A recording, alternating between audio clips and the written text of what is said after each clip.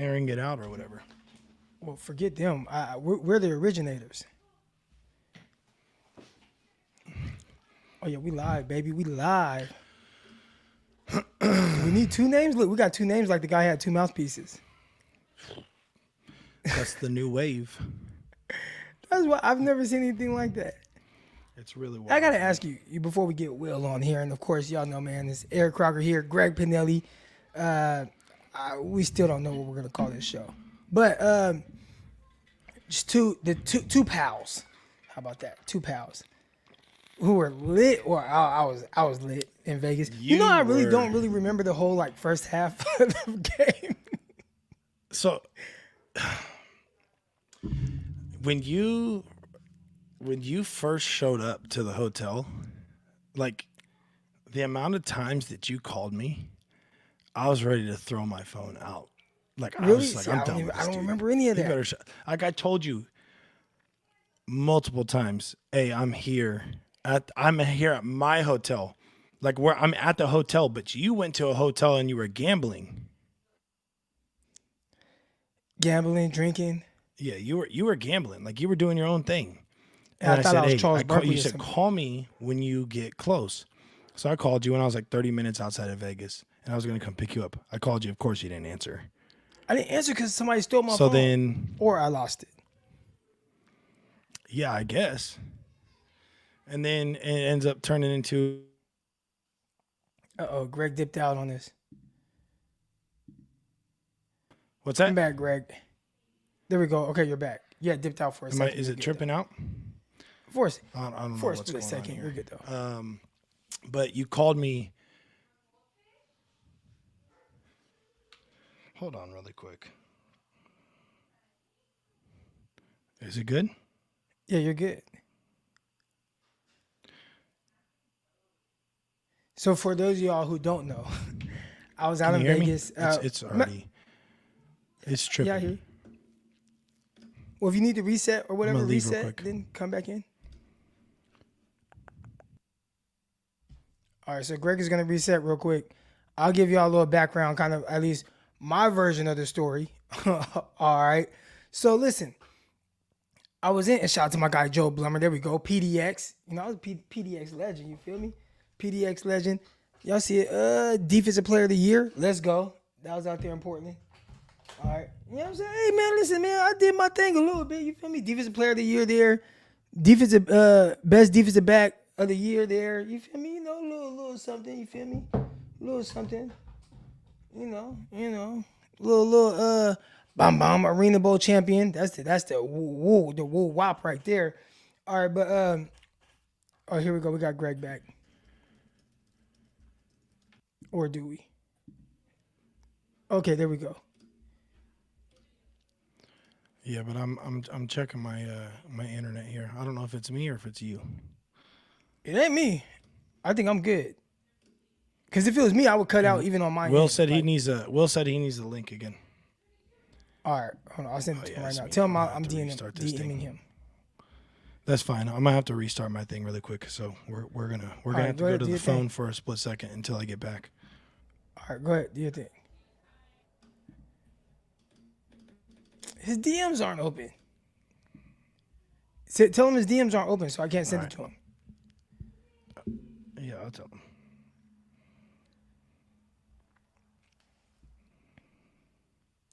All right, y'all. But anyways, so if you were on the show last week, in the middle of this show, Greg got a phone call from a quarterback that he works with who's currently at Utah.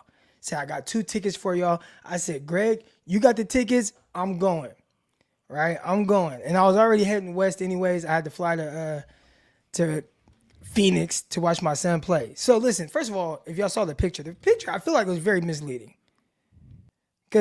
So Greg posted a picture on Twitter with me like laid out. Now I was knocked out on the ground. I was out face down. I looked dead. All right, looked dead. I wasn't dead, but I looked dead. But anyway, it was a long day for me, man. I had to leave from my Phoenix hotel at like 3:30 a.m. or something like that. I had a flight at 5 a.m. Phoenix time, which is 4 a.m. Pacific time or Vegas time. So I fly to Vegas. I get in at 6 a.m. All right. So I'm in Vegas and I'm like, all right, well, I'm up now. And you know me, I head to the tables. You feel me? I head to the Westgate. I love the Westgate Hotel. So I head to the Westgate Hotel. I get on the tables. I'm playing 21 blackjack with a couple that's been there for a really long time. They start talking about taking shots. And I'm like, all right. I mean, it's 9 a.m., but whatever. We in Vegas. Live it up. You feel me? So, you know, I'm throwing them back. They throwing them back. I'm throwing it back because they throwing it back. All right. Next thing I know, I'm like, I think I'm drunk. And yeah, so probably from like 10 a.m. until like 3 when I was supposed. I mean, now listen, the Pac-12 championship game while we're there started at 5, and I was drunk for sure. 10 a.m. I'm out of there. So I lose one of my phones. Finally, I just got my other one because you know I got 2 phones, right? So finally, I just got my other one situated today. I had to get a what do you call it, an insurance phone and whatnot. So I lost a phone. I think he was calling the phone that I lost. He was calling that phone.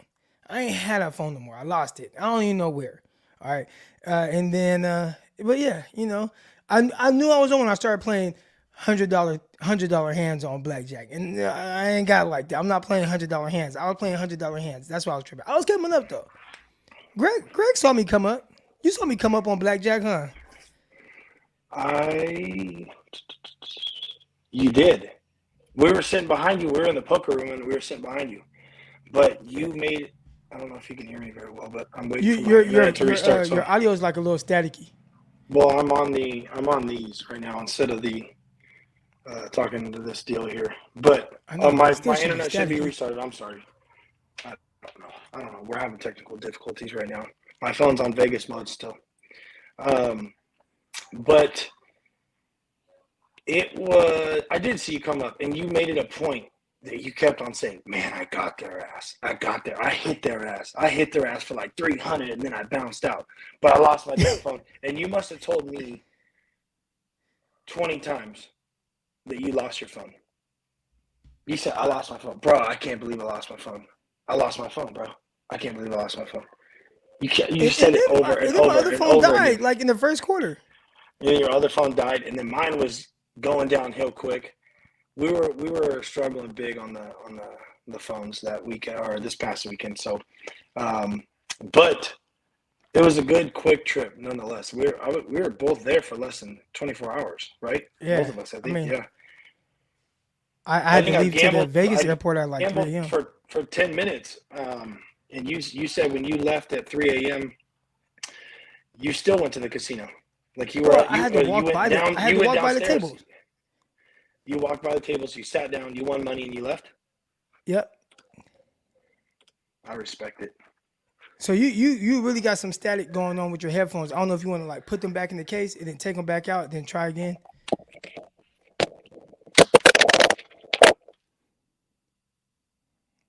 See if that works. Say something right now to me.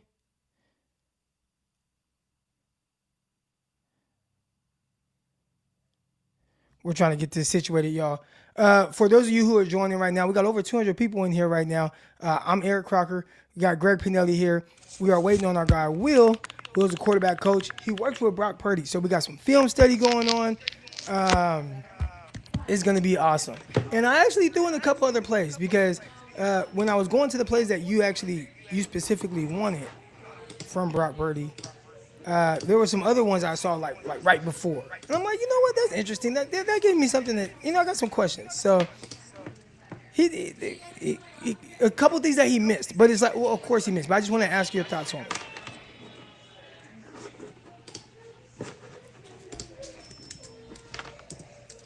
I'm sorry. If you're talking to me, Crocker, I can't hear you right now. Hold on.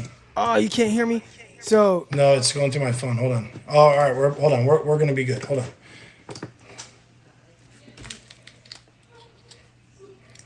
Serious technical difficulties here. This is live, baby.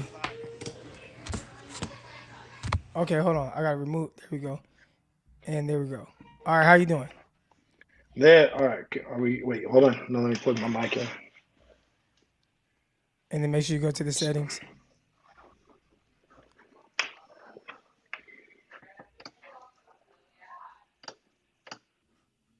All right, can you hear me now? Gotcha.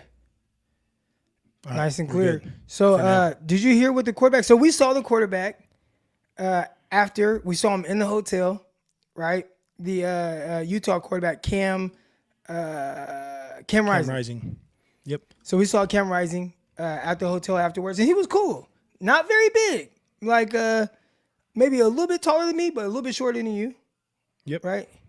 And he came over, said what's up to you QB guys, and went on his way. But he seemed like a really cool guy. I did not hear his comments on the USC quarterback, but I'd assume he didn't like him very much because he had the F Utah on his hands. Yes. Yep. The nail paint was a little bit. Yeah, I think it hit some people in their feels, and rightfully so. Like if you're the team that's expected to win, and don't get me wrong, like I already told you, I grew up a USC fan. I was hard pressed. Like, who do I root for? Obviously, I'm going to go with my guy. I got to go with my guy, Nate. But who plays for Utah? But Caleb Williams is a dude. I would anticipate him probably winning the Heisman, and he's got that swagger about him. He does the nail paint, and he did it against UCLA, and he came back with it against Utah, and it bit him in the ass against Utah. And so I would feel some type of way about it too. If I was a quarterback, I especially because you're not getting nearly the hype that guy is getting, but you completely annihilated the whole team. What was that? Like at one point or another, they got outscored 44-3 or something like that. It was downhill after. So what happened was, if you guys weren't really paying attention to the game or don't know exactly what happened, USC was on their helmets, right? Like it was like, oh, USC's going to run away with this. And Caleb Williams had a long run. How many yards was that run? Like 40 or 50 40 yards, 50, whatever it was. And you're like, also, this is going to be a route. And on that play, he popped his hamstring and really should not have been playing for the rest of the game. Right. And that's the kicker is like, do you want to play with a 50% or less than 50% Caleb Williams, or do you want to play with a guy that is a backup that is 100%? A lot of people would take probably 50% Caleb Williams over a lot of backups, but what's going to give you the best opportunity? And obviously after he got hurt, you could tell there was a completely different shift in his game. He wasn't nearly as mobile, nearly as twitchy in the pocket. He was getting sacked, and it looked weird. He was like staying in the pocket, getting sacked. Things like that. So I don't know, man. It's tough. He definitely played hard, though, and I would say that I give him credit for what he did. But at the end of the day, Utah came out and balled out. That was the second time Utah beat him this year. So we do have film study coming up, y'all. Hang tight for that. We do got Will Hewlett coming on, and I'm excited to really talk to him. But we're kind of killing time before he gets on. He said he got it. By the way, he got your Twitter or your Twitter DM. He says the same message keeps coming up. This message keeps coming up for him. Hold on, I'm about to DM him now. Same thing happened when I tried to click on it to him too. So make a new link or do what you got to do. I don't know. Tell him I just sent it. All right. But your thoughts on Deion Sanders? So I'm a fan. Like I'm like a Colorado Buffalo fan now. I think like I'm excited for him. Crocky, you were just a college free agent. You were just in the portal 2 years ago coming to USC. It was probably about 3 years ago. 3 years ago coming to USC probably 4 years ago, to be honest. as a fan. And I got you over to USC, and here we are now. Now you're going to leave to Colorado. Go Buffs. You're just – is that a done deal? Nah, man. I mean, I'm just excited. You didn't even enter the portal yet. And here's the thing. You guys – I wish – I should have videoed, but I didn't. I wish that you guys could have seen Crocker's face during the game because I'm sitting next to Nate's parents and his family, and Crocker is sitting next to me, and we're sitting with all of the Utah families. And every time there's a first down, next to me, Crocker's doing the fight on stuff, and he's doing this and that and the other thing. And then all of a sudden, the game shifts, and then it just goes south for Croc. He's got his hands at one point. His hands are in his knees, and he's got the head down, looking depressed. And they're celebrating after my QB just won, who got us free tickets to the game. And yet Crocker doesn't even want anything to do with the post-game celebration. He wants to get the hell out. Doesn't even want to wait for me to take pictures with Nate Eli. Let's get out of here. He's pissed off at the world. And then here we are now where Crocker he wants to hit the portal and move on man. over I to mean, Colorado. I'm always a USC fan, but I like what Colorado's doing. I like Prime. I like that people are against him, and I feel like people like him. That is like he's gonna say "f you" to everybody, and he's just gonna turn up at Colorado. Like, Well, here's the thing: like people, and if you can hear any background noise, my wife is cutting one of our friends' kids' hair, and it sounds like they're crying when they're getting a haircut right now. So I apologize, but the move to Colorado, like people are gonna hate on him. That's fine, whatever. But at the same time, it's a stepping stone, right? Like, if you really thought he was going to stay at Jackson State forever, I think you were delusional. But my question is, too, and I played FCS football, right? I played at Eastern Washington, and we won the national championship in 2010, okay? But I don't understand. I thought about this the other day. How come the HBCUs for Division I AA don't get to play in the regular playoffs? So it's really weird the way they do it. They actually can play in it, but they have the Celebration Bowl, and I think that's this week, right? And that's next weekend. And it throws everything off. So they send, each you have conferences that get their automatic bids to the playoffs. Well, they would get their automatic bids probably with their two, conferences, but those teams, as a bowl game, play against each other, and I think it throws all the timing off. Yeah, I was gonna say because it's in the midst. They're already in the second week of the playoffs for the FCS, and so they played one playoff game basically, and then they go to the Celebration Bowl, but then that's it.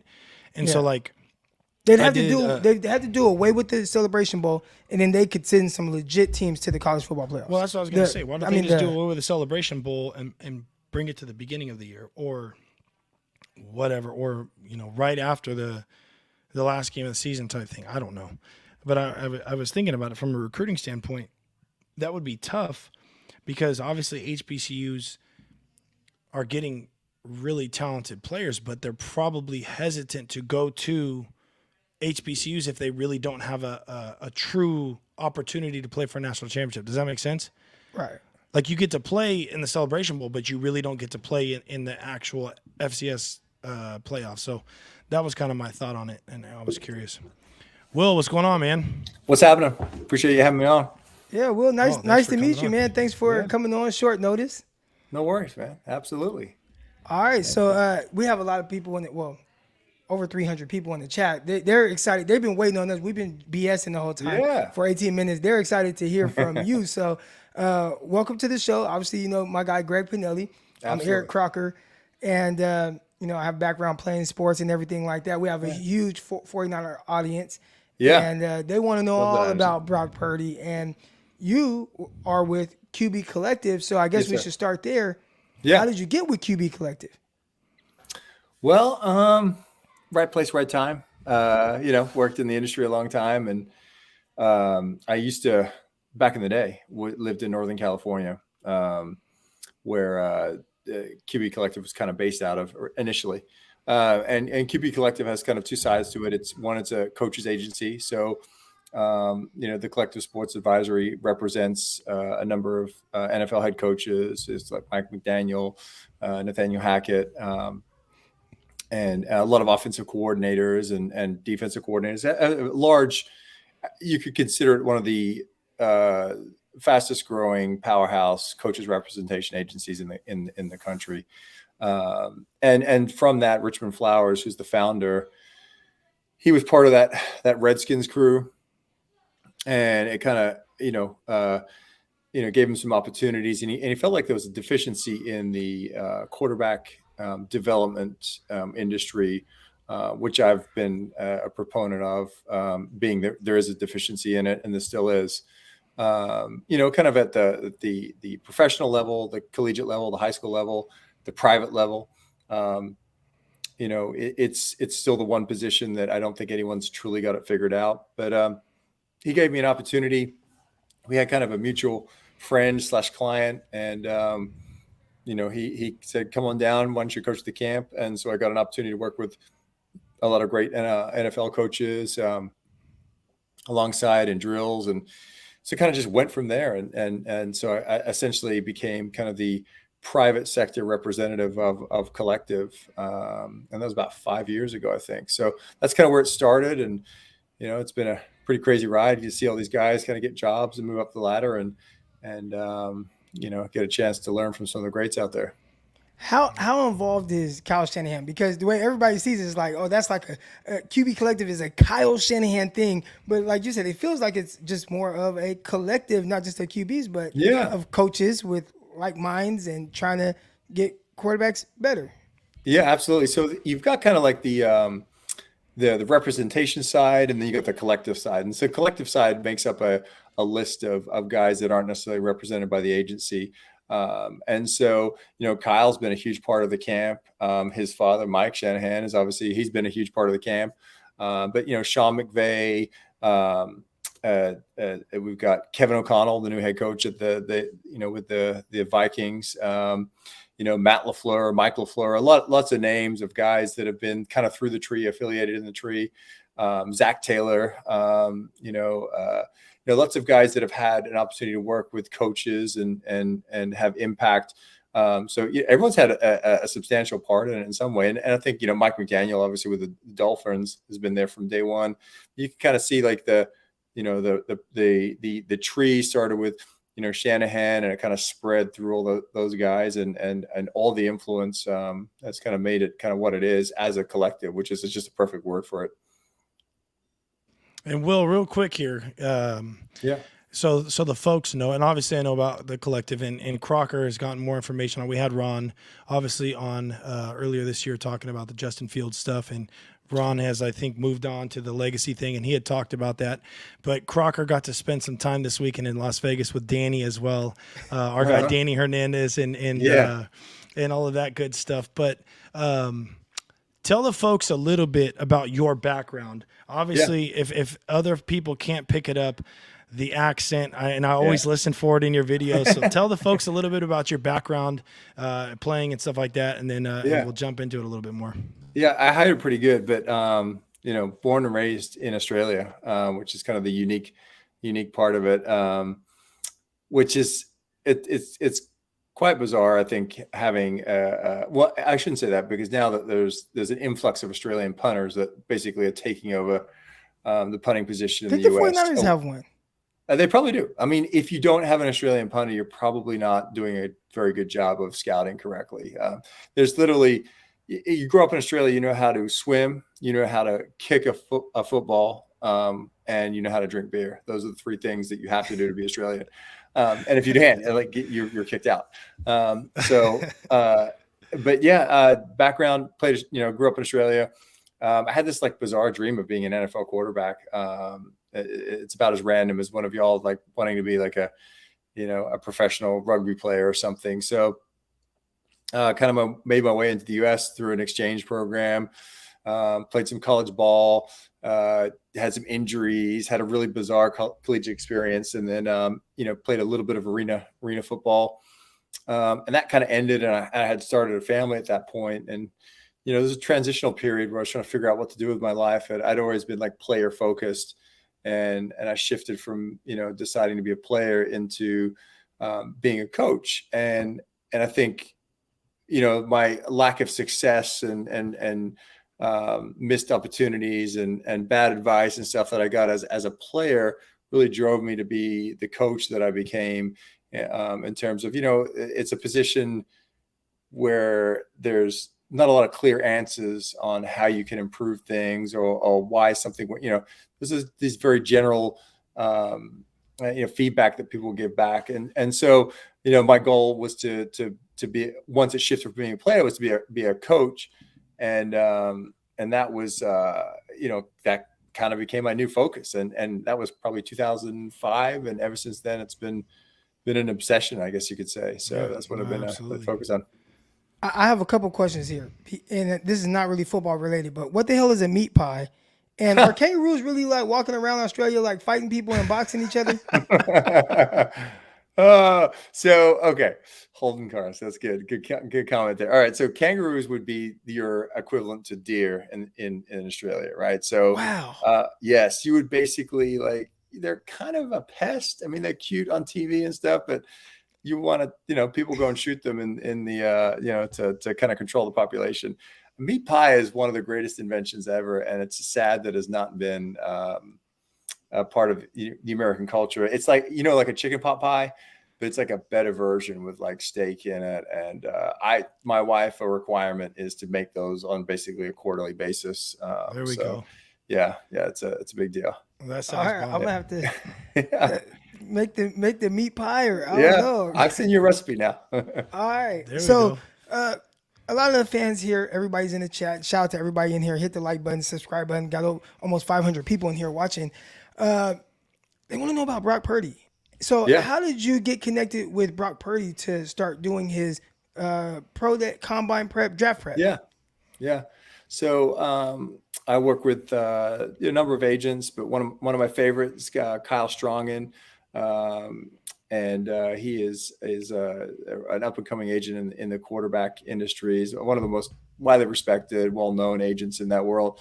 So we developed a relationship, and one day he's like, "Hey man, can you jump on a Zoom? I think we've got an opportunity to land Brock Purdy for a client and for draft prep." And so we kind of jumped on a little Zoom call with my guy Tom Gormelli, who is my one of my partners in the performance and training side, who does works with a number of NFL organizations and players and a ton of Major League Baseball teams. And so we jumped on a Zoom call, kind of gave a little spiel in terms of, what we provide in terms of the draft prep and the approach we take. We don't have necessarily the NFL pedigree and the name that maybe some of the other organizations do, but we feel like the product we deliver speaks for itself. I think Brock, being a super intelligent, a really experienced, well-versed player, had a chance to really, digest and compare the competition, and it felt like it was a good decision to continue his draft prep, pro prep, and beyond that with our organization. And so kind of started from there, and it really took off, and he made some just fantastic adjustments to the process. Now, obviously, Brock, had a ton of experience at Iowa State. This guy played there for 4 years. He comes out, he's not the biggest of guys, right? He's a little bit smaller than what the ideal NFL quarterback is, whatever that is. And if you are smaller, they actually ask people to be able to move a little bit better. So when you watched him and you saw him on film, one, what were your initial thoughts? And then two, what did you identify as areas where it's like, we got to work on X, Y, Z so that he is a draftable prospect? Absolutely. So the funny thing is I think we could relate pretty well with, I followed, living in Northern California, one of the local collegiate teams where I lived was San Jose State. And I'm not sure who the staff was there, but I'm sure they got fired, as do a lot of the collegiate staffs. And I never forget. And, listen, I used to really worry about saying stuff that offended college coaches and pro coaches and stuff. But with scouting, I don't care anymore. I'll burn all the bridges. It doesn't matter. But I remember hearing San Jose State passed on Brock Purdy because he was too small. And I was like, these dudes passed on this kid because he was 6 foot tall. And then Alabama offers, and then the kid goes to Iowa State, and he's starting as a freshman halfway through the year. And I never forget that. I'm like, God, that staff, man, the arrogance of a mid-major program. Sorry if there's any San Jose State fans on here. No, they've already heard the other stories. As did a lot of other people. Yeah, and so the scouting process is broken. Real quick, Will, they passed on Josh Allen too, so don't feel too bad. Yeah. So, Yeah, So no, actually, history. Will actually sent me a screenshot. oh yeah, I don't even know when it was. It was a couple months ago. He sent me a screenshot on Twitter yeah. of a message to a certain person within the Pac-12. I won't say their name, but they blew Will off, and within the text message, basically it said, "Hey, there's this kid from Wyoming. I think you should check him out." Blah blah blah blah blah. And that was like 2016, 2017. Yeah. So Will was on the train before a lot of people were on it as well. So The Josh Allen train. Now I don't want to get derailed here, but I go way back on that, and I'll take credit for a guy not knowing who he was, working with another Wyoming quarterback. It was like, man, this is junior college kid here. I think I can beat him out though. And I was like, okay. And then I was doing some myself scout, and I'm watching. It was Brett Rippon for Boise State Yeah. versus Wyoming, and I'm like, who is this other dude throwing the ball? And my mind was blown at that point. I'm like, this dude is different on a level. So I go down this rabbit hole, and I'm like watching every game I can get my hands on, and I'm Googling. I'm like, does anybody know who this? No one knows who he is. I think I've discovered this guy. Now, obviously, people knew who he was, but I felt like I was the first person in the kind of mainstream industry that figured out like this Josh Allen cat is good. He's elite. I've never seen an arm like that. So Yep. I appreciate bringing that to light. But yeah, I take pride in that, understanding and seeing talent early. And so Brock was one of those guys where, again, you got to trust there's some scouting organizations out there, like the New England Patriots, like, for example, like they knew when they missed on Tom Brady. And I say they missed on Tom Brady because they drafted Tom Brady in the sixth round. That's a miss. That guy should have been the first overall pick in the NFL draft, right? So if you evaluate your process correctly, you would then look back and go, so the best quarterback of all time, parentheses, Aaron Rodgers I'm a big fan of A-Rod, but Tom Brady, best quarterback of all time, man, we missed on him. So maybe we're not looking at the position the correct way. So there's organizations that do a really good job. I know Alabama does a really good job. And if they offered Brock Purdy, there's probably some validity to that. And then anyway, so the kid's starting halfway through his freshman year at Iowa State. And I can't remember what the initial question was, but anyway, the Keep it going. You're good. Yeah. So, just I had this familiarity with the way that he played and some of the things that he did. I think we were talking about kind of just evaluating him and looking at what areas he needed to improve on. But so I followed him, and his game was intriguing. And I kind of, I don't want to say I specialize in it, but I've had a lot of quarterbacks that have been undersized. And we shouldn't even use undersized as a term anymore, because the value on size shouldn't be put as high as it is. And then there's certainly some importance depending on the way that you play the game. And again, Josh Allen, obviously being an example of that, his style of football probably requires someone to be larger than someone else. And so the way Brock Purdy played, he had a way of just manipulating defenders, working concepts where he could, change the throwing lanes, he had a way of getting it done. And so the height issue wasn't really a big deal for him.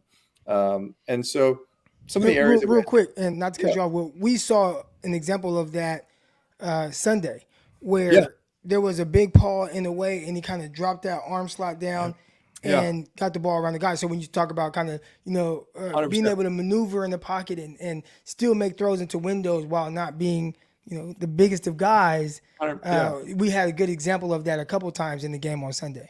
Well, and if you go watch his college film, he's got a couple great tight ends there. I think Charlie Kolar was his go-to target, and there was watching his film as we went through the development process and pre-draft. There were plays where he would be an RPO or just basic pocket manipulation, where he would work his way around places and throw in. And I don't want to say blind, but you could say blind. He's like, I know my guy's there. He's better than that guy. I'm going to put it there. And I think there was a play to Kittle he threw where, he had, a defensive lineman in his face. And yes, it's in the NFL. Yes, it's impressive. But there's clips on his, his college career where he's done that time and time again. So he just had a very a great awareness and ability to extend plays and keep things rolling through his college career. So really, our job was to how can we maximize Brock's where his baseline was in terms of like velocity and movement and strength and explosiveness, and maximize those areas that were probably deficient. It's really difficult for collegiate programs to specialize individually for college quarterbacks to get them ready for the NFL, unless you have and even in the NFL, right? Like it's if you're not working with someone that specializes outside of your program, you're probably getting left behind in some way, right? If you don't have a focused coach that is worried about exactly you, as opposed to a position group or 65 or 85 other players, it's hard to really maximize development because there's just only so many people and so many dollars you can spend. So we were really able to identify areas that were deficient, that he was just kind of just getting through based on talent, and maximize those. And that's why I had some, draft numbers, some results and improvements that were NFL teams. And, we're just like, what did you do? This is impressive. The amount of the range of increase in terms of velocity and his performance was pretty outstanding. So you just talked about velocity, and one of the things that I noted, and you could correct me if I'm wrong, I was like, doesn't have the strongest of arms, right? And I'm looking at some of his throws and whatnot. So one, you could tell me like, no, you're wrong. But if I'm not wrong, if you're like, you know what, maybe he doesn't have the biggest of arms, how do you overcome that in the NFL? Yeah. Well, he had almost, off the top of my head, I can't remember. It was almost and this is absurd, but almost a 5 mile per hour increase in velocity from the beginning of draft prep to the end of draft prep. Wow. You should never have a 5 mile per hour increase in velocity after you're 18 ever in your life. Like that's disgusting. And impressive. Like I'm going to pat, myself on the back of my crew. How do you do that real quick? How do you do that? How do you increase like that drastic? Like what was he doing in 4 years as it pertains to developing as a quarterback and the velocity, lifting weights, whatever, band work, whatever. And what different things did you do? Because I'm pretty sure there's a lot of quarterbacks out there that are like, wait a minute, his arm got how much stronger? Yeah, Will's going to get a lot of phone calls after this one. Yeah, no, absolutely, man. I'm gonna send you my bank information, and I'm gonna my Venmo, Cash App, whatever you want, and then I'll give you those answers. Now, no, to break it down, essentially. It's hard. It's individualized, right? But essentially, there's you can look at it at the most basic end. There's efficiency in terms of the movement patterns. So how the athlete, where are the areas that you can improve that might be out of sync. So the throw is kind of governed by a timing and posture. And so when you can kind of correct timing and posture, you can sync things up so it works better, right? It's like the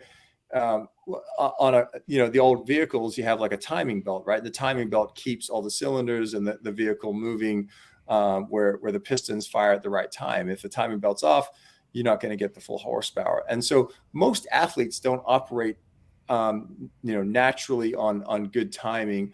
The elite ones do, but even like Josh Allen, right? Like he's a guy, the company we work with that does the 3D motion capture, Chris Hess with Biometric, he works with Josh Allen, and he's a guy that we work with directly. And so we have the data that we can get the feedback on in terms of like, hey, the hips don't separate far enough. And the speed of the internal rotation of the shoulder isn't quick enough. And you can measure anything. If you can think it up, you can measure it. And so when you have a database of quarterbacks and, here's the elite end and here's the low end. And so for Brock, we were able to identify some areas that were just deficient, that he was, overcompensating with, which is normal in most quarterbacks. And so, but he just had a large, block of things that we could kind of eliminate in a short period of time that really opened up a huge, chunk of velocity. We use specific drills that kind of pattern movements. It's just, it's a repetitive thing. It's making sure you understand which ones that athlete needs. Because there's a lot of things that go into velocity. One of the things that we see is that frequently. Mahomes is a really good example, but how far their arm lays back in the throw. We call that external rotation, right? Allen's a really good example. The guys that have a lot of natural passive layback generally have a lot of velocity. There's ways that you can physically manipulate that after a certain age. A lot of that set when you're, kind of growing as a young man. And the best example would be if you try to throw a ball with your left arm, it just doesn't feel right. It feels like you're pushing it, right? And you'll never be able to change that because, when you're a kid, your shoulder capsule, your humerus kind of fuses in a certain way if you don't throw. And so Brock had a baseball background, but he just had, some things that he had to kind of unlock. And so through drills and training and awareness, he just had some really large increases. Makes us look a lot better than maybe we are, but the kid worked his butt off. He was really determined to get some things right. I think for me, one of the best moments was Coach Campbell from Iowa State called me after the pro day and was like, man, like if we have a quarterback, he's got to come work with you. Like that was, it was encouraging. They were like, who is this guy? So he made some substantial changes, and it was fun to see. And so he doesn't have the strongest arm in the world, but his increase was enough to where he could have combined with his ability to, we also work with a company called S2, which is a cognition company that maps with a computer test, and they've graded, I think, 150 plus quarterbacks that are in the NFL. Basically, if you were drafted in the past 7 or 8 years, you've taken this test. Teams like New Orleans Saints and, Alabama, LSU have used this program. He has very elite scores in that area, like NFL elite starter scores from a cognition standpoint, like his ability to, see the field, his ability to control his impulses are very, very high. Combine that with a little bit of increase in velocity, and you kind of get what you saw, man. You get a guy that, has been in the right system, in a QB friendly system, which is basically the Shanahan tree, or like we want an operator. It's not a lot of it's put on the quarterback initially. It's the perfect storm of being a guy in that system and with that skill set, I think really is what you saw on the field, and again, he's going to have ups and downs. It's not all going to be amazing from here, right? It's really hard to be a quarterback in the NFL. But it's also really hard to go out there with absolutely no reps in practice, which I guarantee he didn't get, and do what he did against an organization like the Dolphins, which is pretty legit. So no, he looked super confident. That was the biggest thing for me is, when you get a young guy out there, it's like, don't screw this up, right? Just operate, don't screw it up. But then you see him after about the first or second drive, then he's making checks and he's sending guys doing this and that. And I don't know if it was necessarily full-on checks or pass pro changes, because we've had that conversation with one of my quarterbacks played with Shanahan, and maybe you have some insight as far as them having the opportunity to change up protections, which I would like to think they do, but some people think differently, and there's some comments on that. But regardless, just the way he owned it, he looked like a guy that's been there plenty of times before, and even if it looked like he didn't necessarily know, he made something happen. And there was a couple, there was some ballsy plays, and I was like, dude, this kid's got that knack that a lot of people, it's hard to get a true feel for the game. Like, guys can throw with the strongest arm talent. They can be the best damn athletes on the field. They can look the part at the combine, and that looks like your guy that you want to have on your team. And then there's the dudes that might not be as sexy as everybody else, but they find ways to get it done. And I feel like that's Brock Purdy, and I feel like he's going to get better in time with, and exactly what you said, because the Niner fans, and you obviously lived over there in the Pleasanton area, and we're close to the Niner fans. There's a lot of unrealistic expectations. I think it's fans in general, though, right? Fans in general, but the Niner fans are, here you go right here. What's the realistic expectation for Brock Purdy? They want to hear you say Joe Montana, Steve Young. Yeah, he's winning the Super Bowl. Let's go. We'll go. Everything, it's Super Bowl. He's going to win. But it's tough. As you said, there's going to be ups and downs, and that's with any quarterback. It's Josh Allen is not walking in the room. Patrick Mahomes not walking in the room. And Tom Brady, who knows? There's all this speculation. Everybody says he's going to walk in the room. But you have what you got right now. And for what we saw on Sunday, I think it was a lot better than most people probably expected. But the Yeah. dude, when you break it down, the dude just plays. And that's what I liked about him. He went out there and he played, and he looked like he was having fun with it. He took some shots, and he just kept it rolling. And so, watching the film, he looked clean, man. Made some really good throws, and obviously too, we're gonna look at some of the film stuff.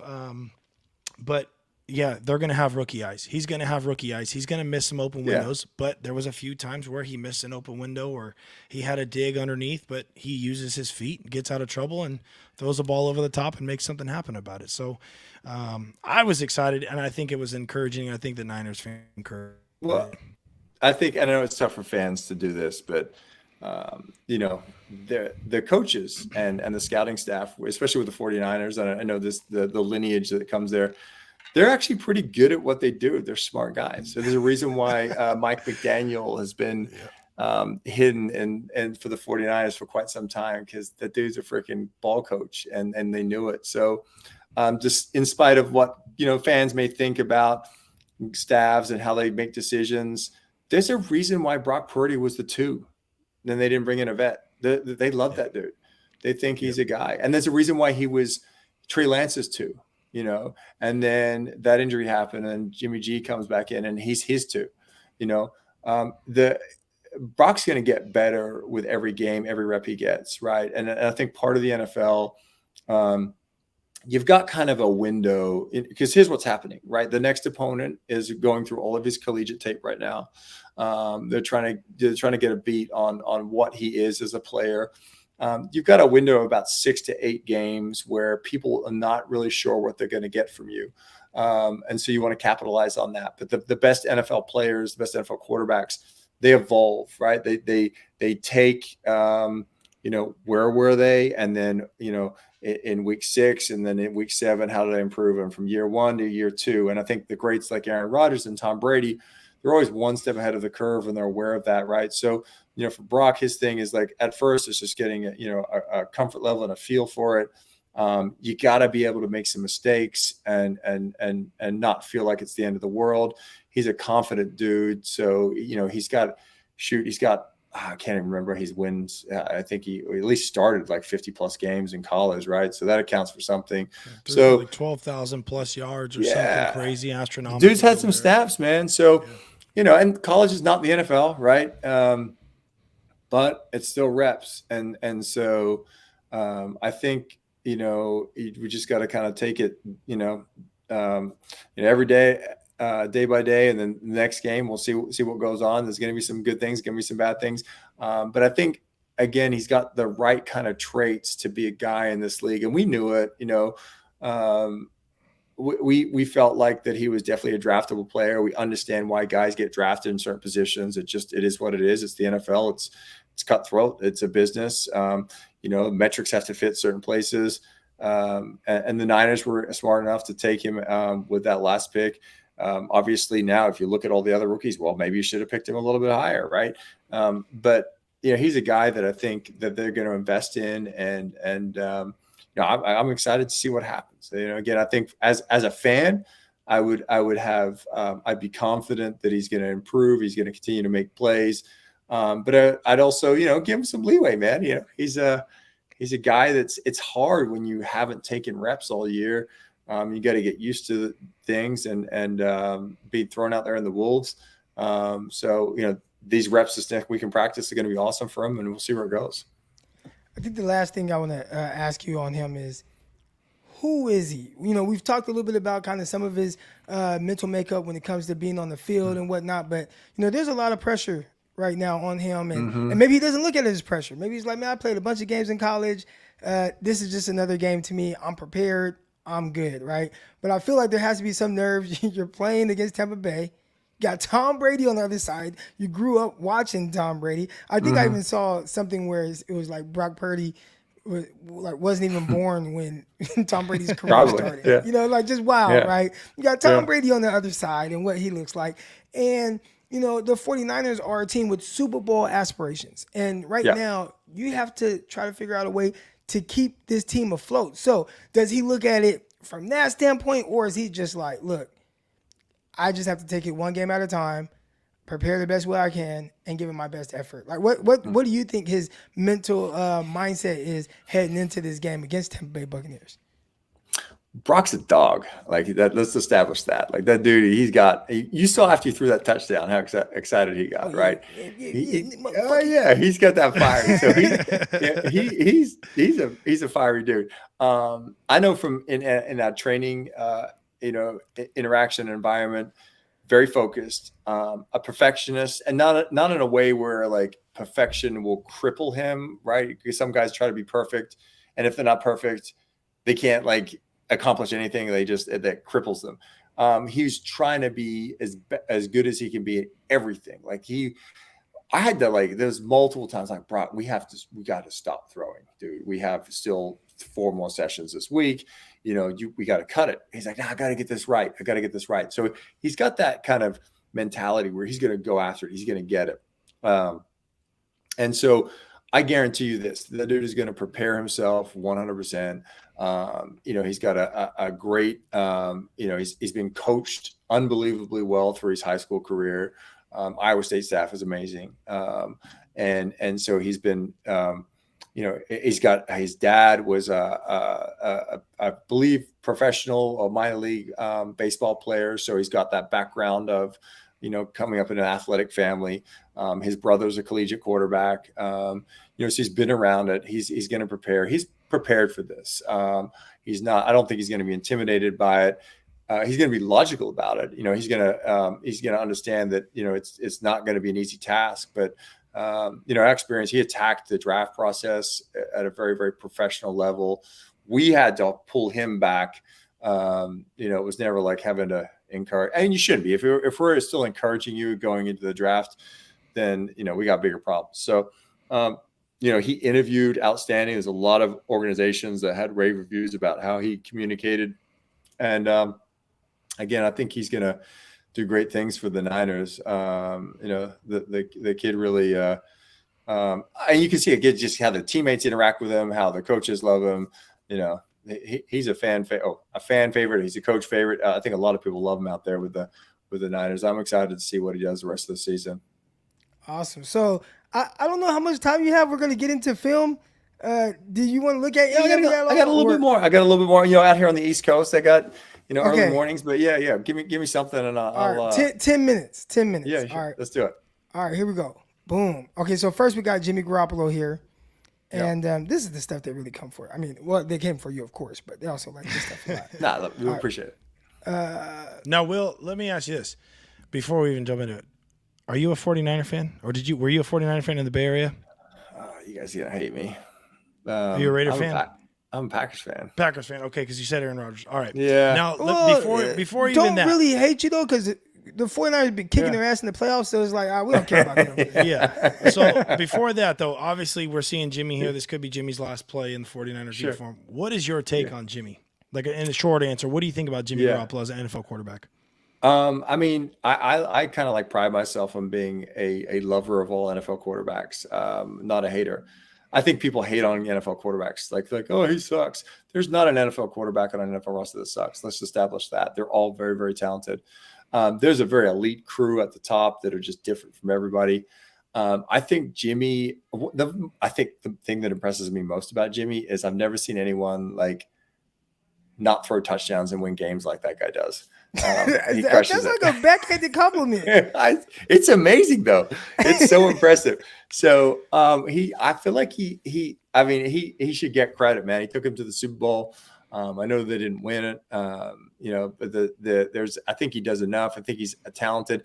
There's some things sometimes that I think mechanically that just, baffle me a little bit. I think he blocks himself off a little bit too much and the ball doesn't come out right. But, very, very talented player. And I think, he's got a long future in the NFL. 49ers, I'm not sure. But, I'm a fan. I'm a fan. I had a guy that was on the there was a camp guy for the Niners a couple of years ago, and I was like, "What's Jimmy really like?" And he's like, "He's exactly what you think he would be." So he's a dude. I like him. Well, it's a good take. I'm glad there's a I don't know in this chat. I get called the Jimmy apologist a lot because I'm a Jimmy fan. Yeah. But it's not like I'm a Jimmy fan and a Trey hater. Right. I'm just a fan of what Jimmy I guess I appreciate what Jimmy did because, again, and I've said this before, people forget how shitty the 49ers really were before Jimmy Garoppolo walked in that quarterback room. And he helped change the culture here, and I'm appreciative of it, being a longtime 49ers fan. And so I just wanted your take because if you say one thing good about Jimmy, half of the group is going to jump on your side, and then you're going to get destroyed by the other half. There's not really a common ground with a Jimmy Garoppolo thing. Well, I'm smarter than the other half, so I feel good about it. There you go. Well, and also he covered his bases saying kind of he wins a lot of games, not throwing touchdowns. So he kind of pleased both sides there. You got to appreciate that, man. I know what he does. Yeah. Heck yeah. All right. So we have Jimmy Garoppolo here, and I try to guess a little bit where Greg is going with this. Greg, this is a play Jimmy got hurt on. Yeah. And I Was put it on Deebo here. Samuel the issue here? No, so the line is sliding right. And so the problem is, and this is one of those things where it's a confusion. I don't know the rules specifically on this particular protection. It's a slide to the right. I don't know if Jimmy slid them to the right. I don't know if Deebo is necessarily. Well, I don't know if we're ever going to really know. I don't know if Deebo's supposed to stay and Deebo's out on a choice route because it looks like he's on a choice route. But the bottom line is the line slides, and Brendel actually makes a call. So if you see him looking at the guard right here, Jimmy doesn't look like he's doing anything, but Brendel looks like he talks the right guard and then the left guard. And then so it looks like he's maybe making a change or a call, and then Jimmy snaps the ball really quickly. So he'll make the call here. And then I don't know if Jimmy's into his cadence, but by that time the ball is about to be snapped. So let's just say they're sliding right, okay? And that Deebo's supposed to be out on a route here. Jimmy is responsible for that defensive end on a hot route. Okay, or he's supposed to be hot off it. That's his guy to be taken care of. Now, if you look at the slide, it doesn't necessarily work because you look at our right guard. Brunskill here has nobody on him, and then they're 3 for 2 on one side here, and then they're 1 for 1 on one other side. So it doesn't really work with the protection here. If they would have went with like a 3-jet protection. Or 2-jet protection, whatever, and half slide, half man on it, I think it probably would have worked better. But the full slide here isn't great for this particular look that they got. So Jimmy has to recognize that and get the ball out now, take the sack and just be done with it, throw the ball away, fall down like Tom Brady does, one of those things. But instead he tries to fight for a little bit more. And I guess I can appreciate Jimmy fighting to get back to the line of scrimmage or fighting for some yardage here. But with the full slide right and Deebo being out in what we'd call a scat slide protection there, with the guy running free is Jimmy's tough guy there. And I don't know, Will, if you want to say something onto that as well. I would say there's obviously a breakdown there, and I guess we'll never know until we talk to one of them. But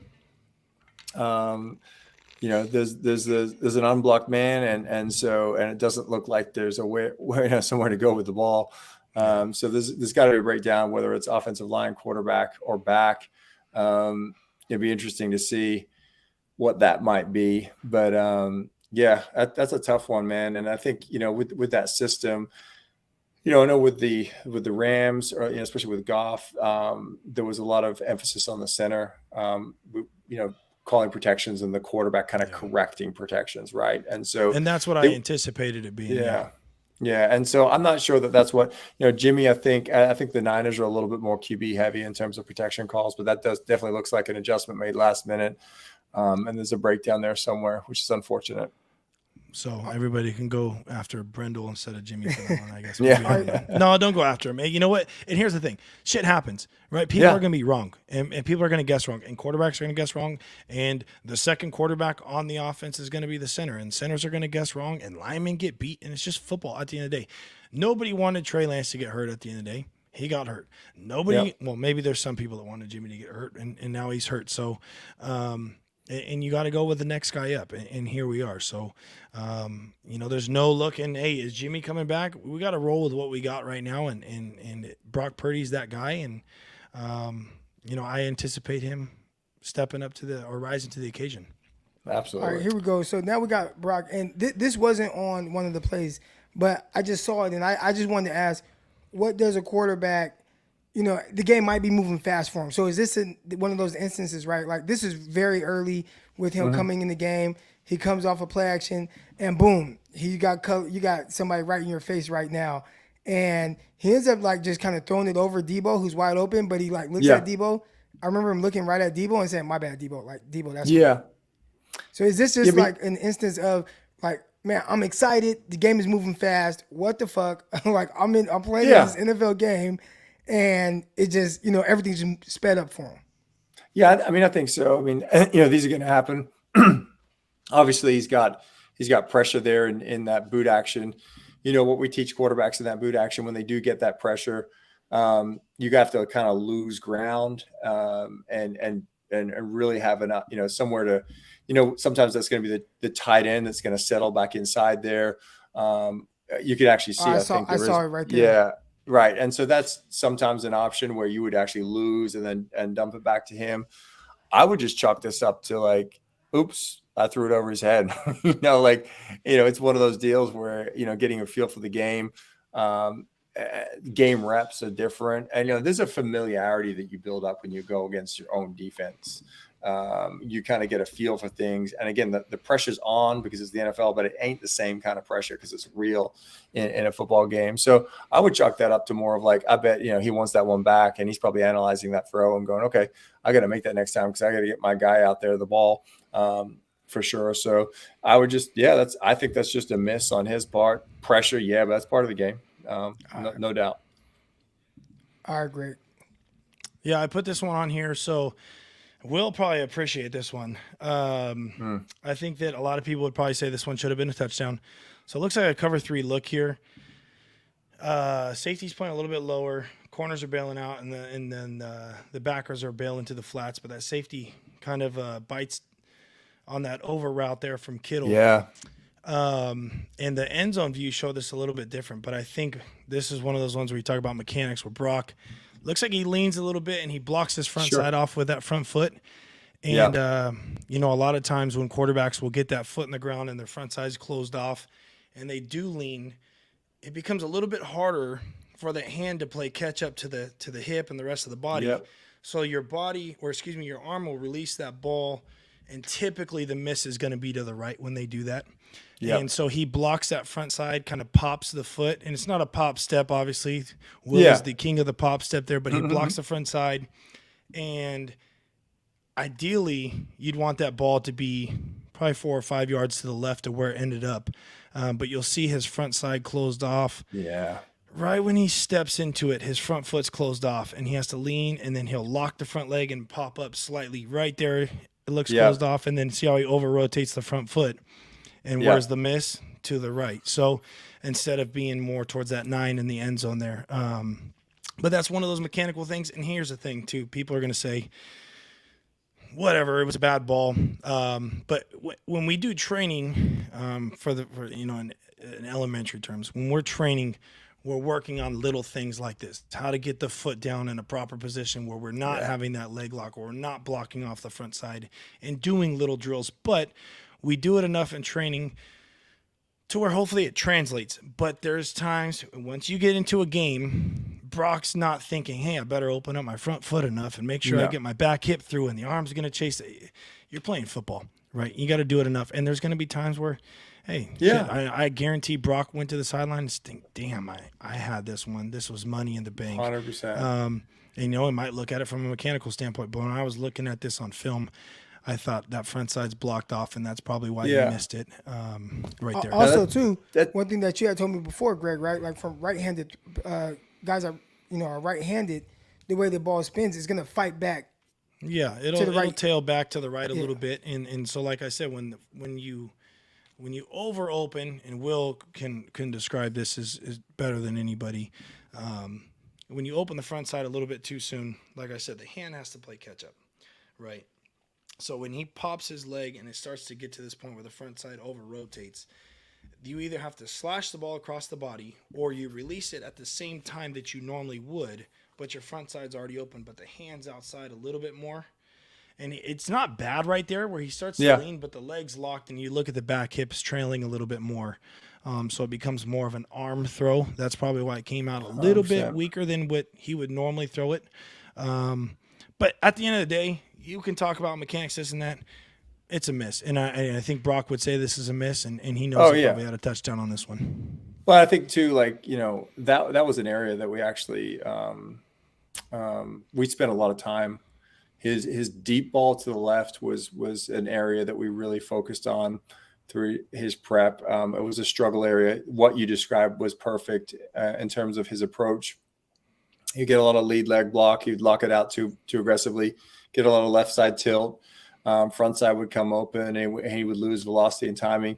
Now, I would say that I think, and your identification on those little mechanical errors is spot on.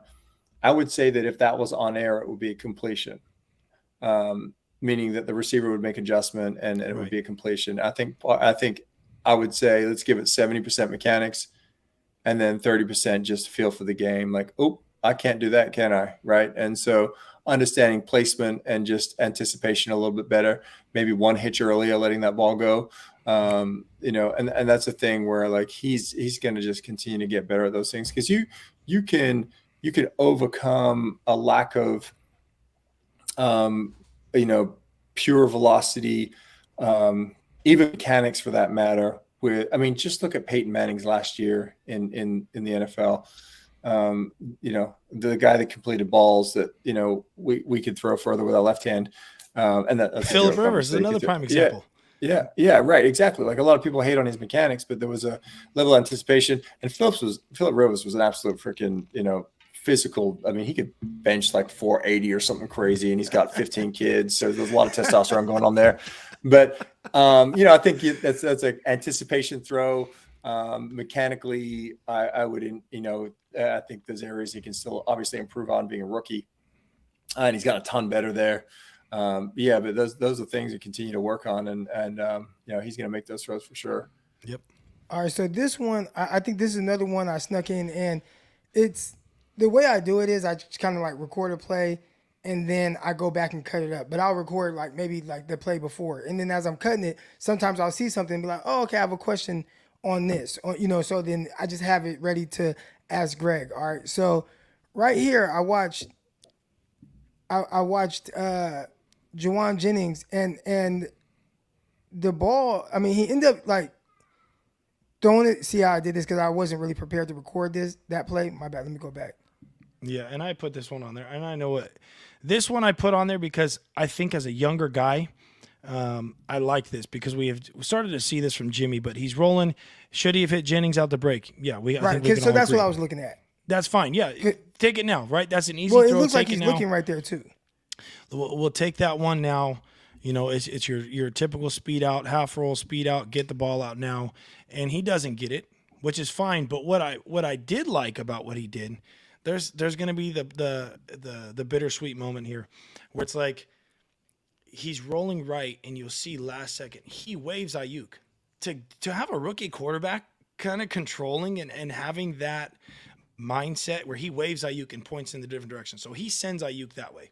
Right now, the throw laid across the middle, as most quarterbacks and coaches would say, that's a little bit risky, and that's probably something that Shanahan's going to say in the film room. This is Brock Purdy, Iowa State 101 here, man. Yeah, so there you go. But you're more so excited. This dude, you're more so excited of him just being aware, like even though it's like bad decision, but just having the confidence and being comfortable enough to be like, hey, I've got these dudes about to bear down and hit me, but go that way, and I might be able to get you, right? Like him kind of processing that in the middle of the play. He's testing his limits, right? He's figuring it out. But these are the plays that he would do at Iowa State. We're like, bro, what were you thinking? I mean, that's elite, but what were you thinking?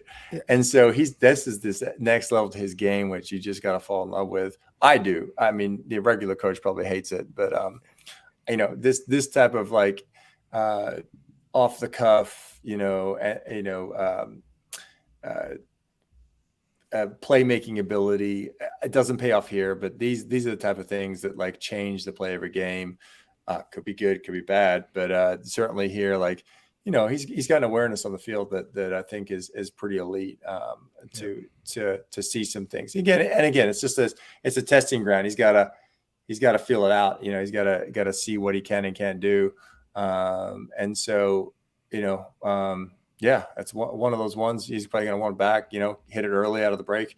Real quick, because my guy Terry Dome, he thinks that's an out and up. To me, and I could be wrong, the up looked like scramble drill more so than it being an out and up. Now, I don't know, but I think it's easy to go, do this, but I don't know, man. Yeah, I didn't play quarterback in the NFL, and I don't know if it's I don't know. Yeah, we'll probably not know. It does look like he can hit him right now, and the way that he carries it or continues to carry it towards the sideline, it looks like it might be a few too many steps to be a true out and up. Right now, you can throw that. You know right? what I'm saying? It's about 4 to 5 steps on the out before he turns it back up. So I would like to. Most out and ups are going to happen now. And so he does it about 3 more steps.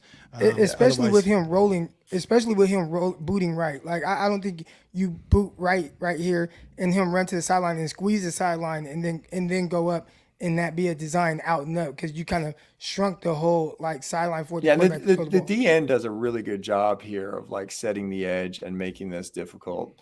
You watch the aggressiveness that guy comes up, gets to get a lot of penetration there. So, there's no secondary progression available because it kind of runs out of time. And, you can see the tight end coming across, which is probably where you want to go if that's not there. Right. But then you got Debo in the backfield, and I've given Debo some crap this year. He played a hell of a game the other day, by the way. Hell of a game. And I'm not knocking on him, but we've talked about it this year. Debo's blocking is would be subpar. Block Bradley Chubb. Yeah, but he gives him a little shove up top and lets him run on by. It looked like he didn't want anything to do it. I know Chubb is wearing number 2. That is a fucking defensive end. Oh, I already know. But I just had to throw that out there. Debo chips him and then turns around. Is just like, what do you want me to do with him? It was one of those looks. So I thought it was pretty funny. Yeah. All right. Here we go. We got some good stuff here from Brock.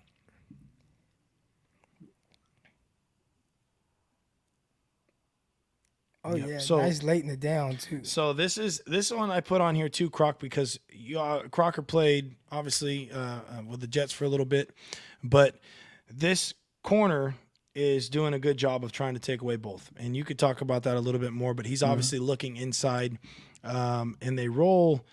It looks like this is the bottom like the nickel here, he rolls out and he plays deeper because there's no flat threat on the single receiver side. But up top there, you got that corner that's watching both, right? So he's trying to pick off both. There's nobody out there in the flat, so he's trying to hang, and then Brock, I don't know if he gets stuck for a second, but he ends up making a play out of this and sees that corner continue to peel off. Otherwise, the defensive back does a good job of basically playing both. So now you're put in a predicament because he's playing both. So you got to wait for him to carry or it's going to be one of those balls that's either going to be thrown high to the sideline out of bounds basically, or, one of those ones it looks like it's a throw, but it's more of a throwaway ball. But the corner, I would say I'd give him props. He does a good job for hanging on as long as he could before that vertical threat really gets by him. I don't know what coverage this is, but I'm just going to sit back and appreciate this play. It almost looks like a little bit of busted. I wanted to say maybe this is like a cloud coverage on the bottom here, but the backer, I don't even know what the hell it is. There was a couple busted coverages with the Dolphins, and it bit him in the ass. But nonetheless, it's a 3-deep coverage. There's just nobody out there on the flat. And so Brock does a good job of noticing it late, makes a really good layered throw to the sideline. Really good. And so this was one of those ones like, okay, now – and you know what I will say? That dude hung in the pocket, man. Mm-hmm. Most guys would get some, and people are going to say happy feet, Jimmy, and that's fine, whatever. But Jimmy gets a little happy feet late in the day. He does get a little happy feet, right? Because that time clock starts going. After about a couple of seconds, you're like, somebody's going to hit my ass here soon, right? So I got to get this thing out. But Brock did a really good job. Even when there was blitzes, he hung in there, and he just looked comfortable. So, yeah, it looked like he wanted to take Ayuk, and he noticed that safety that was playing off the hash. that was floating off the hash towards him. And then he makes a good adjustment, man. A really good ball here. That's a good play, man. I'm just gonna admire it, really, honestly. That's That was a a hell vet of a play. layered throw. Yeah, I mean, you look Nice at like touch. just the manipulation. One of the interesting things with rookie quarterbacks is that the defense knows it's a rookie quarterback, and sometimes when rookie quarterbacks look off, it's like a signal, literally, like they're going the other direction. And so he does a nice job of just being very neutral with his eyes on post snap after the fake.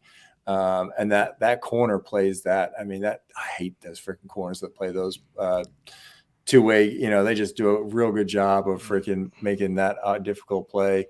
And he sits in there and proves to everybody you don't have to be 6'5" to see over the line, and drops a freaking dot over the head of the flat defender and has a big play on for a first down. So that's a great play right there. Yeah. I'm putting that on the highlight reel.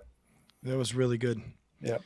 Trust He his definitely guys, had a trust bunch of other protections. throws that should go on the highlight reel as well. Those were the only ones that Greg had. There was a pulled couple up. others, and I did a bad job of. I was on dad duty today, and I had kids screaming. And as Will knows, the transfer portal has opened up, and it's batshit fun. crazy with college coaches, on the phone with college coaches and doing recruiting stuff right now. So it's a little bit crazy. But there was a couple other ones. We could talk about it for 3 hours. He did a lot of good things. There was a couple sidearm ones where he was running to the right. He scrambled, hit a sidearm throw that I thought was really clean. You missed one where I wanted to talk about the protection, Crocker, but that's okay. You only sent me like 3 plays. Yeah, well, there was a couple other ones that I didn't end up sending you, but it was at 28-17 where Brock got sacked, and it was exposing the Niners' offensive line and the trouble that we've been having with the stunts and the D-line wrapping, and we talked about it last week with the Saints, how they were wrapping and doing these stunts, the twists, whatever you want to call them, and it happened again to Banks and Trent Williams, and both of them got beat, and Brock ended up getting sacked on it. But those things are going to happen. I think that's one area that the Niners could clean up, because if everybody's watching the tape, they're going to watch. The Saints figured out a way to stop them.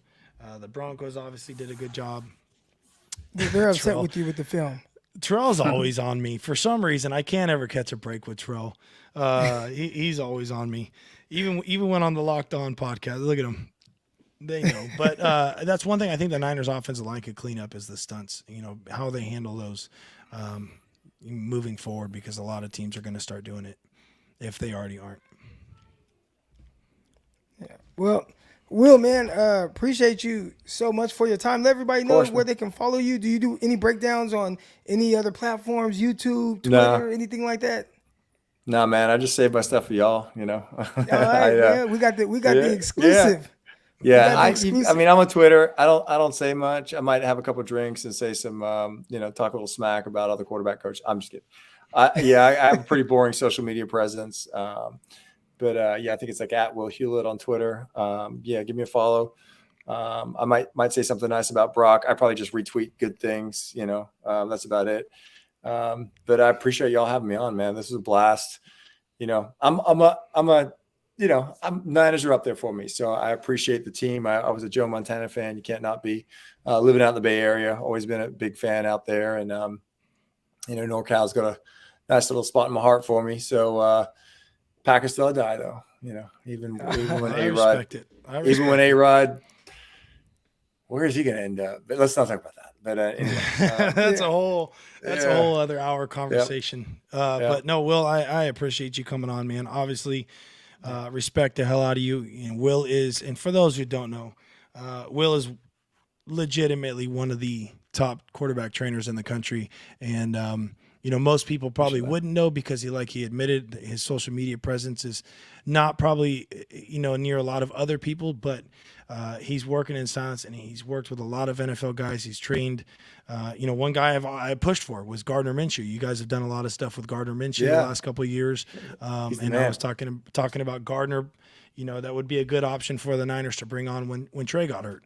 Yeah, absolutely. And so, but that again, you going back to the Brock Purdy conversation. Obviously, Kyle has trust in Brock Purdy. So, but we appreciate you, you coming on. And I think if you're open to it at some point, in the next month or so, maybe we'll bring you back on and we can talk some more film stuff. Super Bowl, right? Oh, going. Let's go. There we go. I'm just trying to get everyone fired up. All right, Sean. Well, I appreciate it. Yep. All right, Will, you have a good one, man. You too. All right, thank y'all. We'll see you, Will. All right. Shout out to our guy Will, but not shout out to Greg, because Greg, they are upset that there is not more film. They said you're playing favorites. Hey, you can open up the film right now. Go open it up. You got the damn login we'll for be the here NFL. all night now. We've already been on here for an hour. Blame it on Crocker, because Crocker's the one that wants to get out of here because he's got to get up early. But I just saw Tyler Bray in the chat. We should just tell Tyler Bray to come on and run the film session for us here. Where's Tyler? Tyler's in the session or in the chat here, and you know what? I would say that I put it out there the other day. I said Tyler says he's retired, but also that if he was going to make a comeback to the NFL, it would be with the 49ers and the 49ers only. So that's breaking news, because I tried to get him to make a comeback earlier this year and he wasn't having it. So maybe at some point or another we'll get Tyler out of retirement. But no, I think overall, facial hair needs help. Like, he's in here hating on me. He's gonna text me after too. Why can't I see him? Oh, he's in the chat. I'm looking at the chat. Oh, maybe you got Tyler blocked. I don't know. Was Tyler? Oh no, I do see it. Okay, here we go. There you go. I'd say moving forward though, there's so much talk on Twitter about Jimmy and Trey and Jimmy and Trey, and just going back and forth. And I guarantee you, in the locker room, it is completely different. That most of these guys are probably getting along, and Trey Lance understood where his position was last year, being drafted as a younger rookie and having to learn, and then getting the opportunity. Like, I think more people are fighting on Twitter about it than these guys could even give a shit about in the locker room, because 100%. You know what I'm saying? So it's like, I've talked about it, right? I've talked about me being, I was there, and you had Mark Sanchez, and he had went to 2 AFC championship games, right? Rookie year, second year, AFC championship, and they had a couple of losing seasons where they draft Geno Smith second round, and there was a quarterback competition or whatever. Right. And I think it'd be hard to find anyone from that locker room that would say, like, we didn't even talk about it. Like, it wasn't even something that we were worried about, or like there weren't even any thoughts of Mark Sanchez and Geno Smith. What the competition was. It was preparing, trying to, be your best version of you, film study, what they doing, like competing, getting your body right, like getting in there early, doing, hot tub, cold tub, contrast, like everything, but talking about who the hell the quarterback are and what they're doing that quarterback. Like, that wasn't a conversation at all. Right. And these guys, you're you're right there. Like, those dudes, that conversation happens more so with fans and media. In the locker room, everybody's there to do their job, and nobody's really thinking about that part of it. Now, as guys play, right, like actual like NFL games, and if somebody's just is sucking, then like this is Zach Wilson's situation, right? Like, it's bad. Zach Wilson, you're not playing well at all. This is an extended period of time that you're not playing very well, and then you go out and say, well, nah, man, the offense, we only scored 3 points, but nah, we didn't do anything wrong, right? We didn't do anything wrong. We only scored 3 points, and then that's when it's like, bro, F you, like what? Like that would get. That's what the coaching staff said. F you. All right, it's time to put somebody else in. You can't be a leader, regardless, and that's part of being the quarterback. If you can't take ownership. And who cares? Let it fall on your shoulders, right? Like, if you can't take ownership of an issue that the offense had in a game that was that bad, and there was some throws that were that bad, and you don't even skip a beat when you say no Didn't after even you think were asked about that it. question? Didn't even have to think Didn't even about it. think. Didn't hesitate. No. You're going to catch some flack for it. Like, no doubt. So I think that, the situation is Brock Purdy right now. And who knows? There's going to be ups and downs. Like Will said, there is, no matter what, and any quarterback within the NFL, there's going to be ups and downs. It's not always going to be MVP caliber play from Patrick Mahomes. There's going to be times where things happen, right?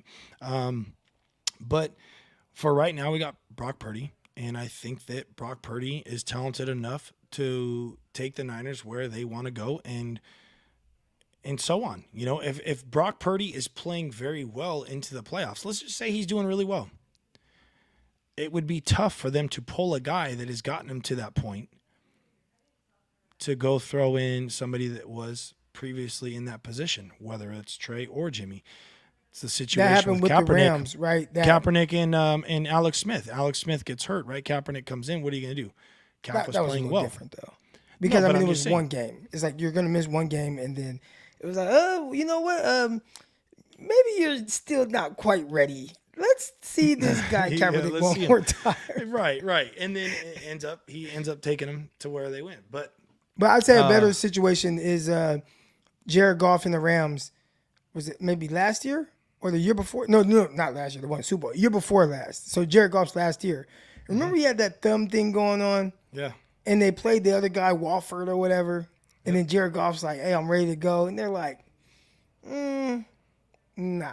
We're going to go with trash. Walford. But then Walford got hurt, and then Jared Goff I'm not had to saying play. he's trash. He's an NFL quarterback, and Tyler's in here, and he knows. There's a lot of people that will say these things, but it is not an easy job, and it's the most polarizing job in sports. And with the 49ers, especially, where there is a ton of expectations for these guys to show up and be the next great. This is the part right whether here. that's Trey or Brock or, even Jimmy, who knows what's going to happen with that whole situation. I don't know. I think Emilio has a good take here, and this is where I have a lot of kind of trouble, right? Where you hear Lance, you hear Purdy, you hear Jimmy, how they talk about each other, right? And Trey Lance has had nothing but great things to say about Jimmy. He's like, dude, like that, like y'all talk about this stuff, like y'all focus on this stuff. Like Trey started getting a little feisty. He's like, y'all talk about this stuff. Like, I'm cool with Jimmy. Like, that's my guy. Like, that's my friend. He was amazing to me as a rookie. Y'all create these narratives and all these conversations and stuff. We know what our situation is. You know what I'm saying? Like, we know what it is here. Y'all Right. the ones that are tripping.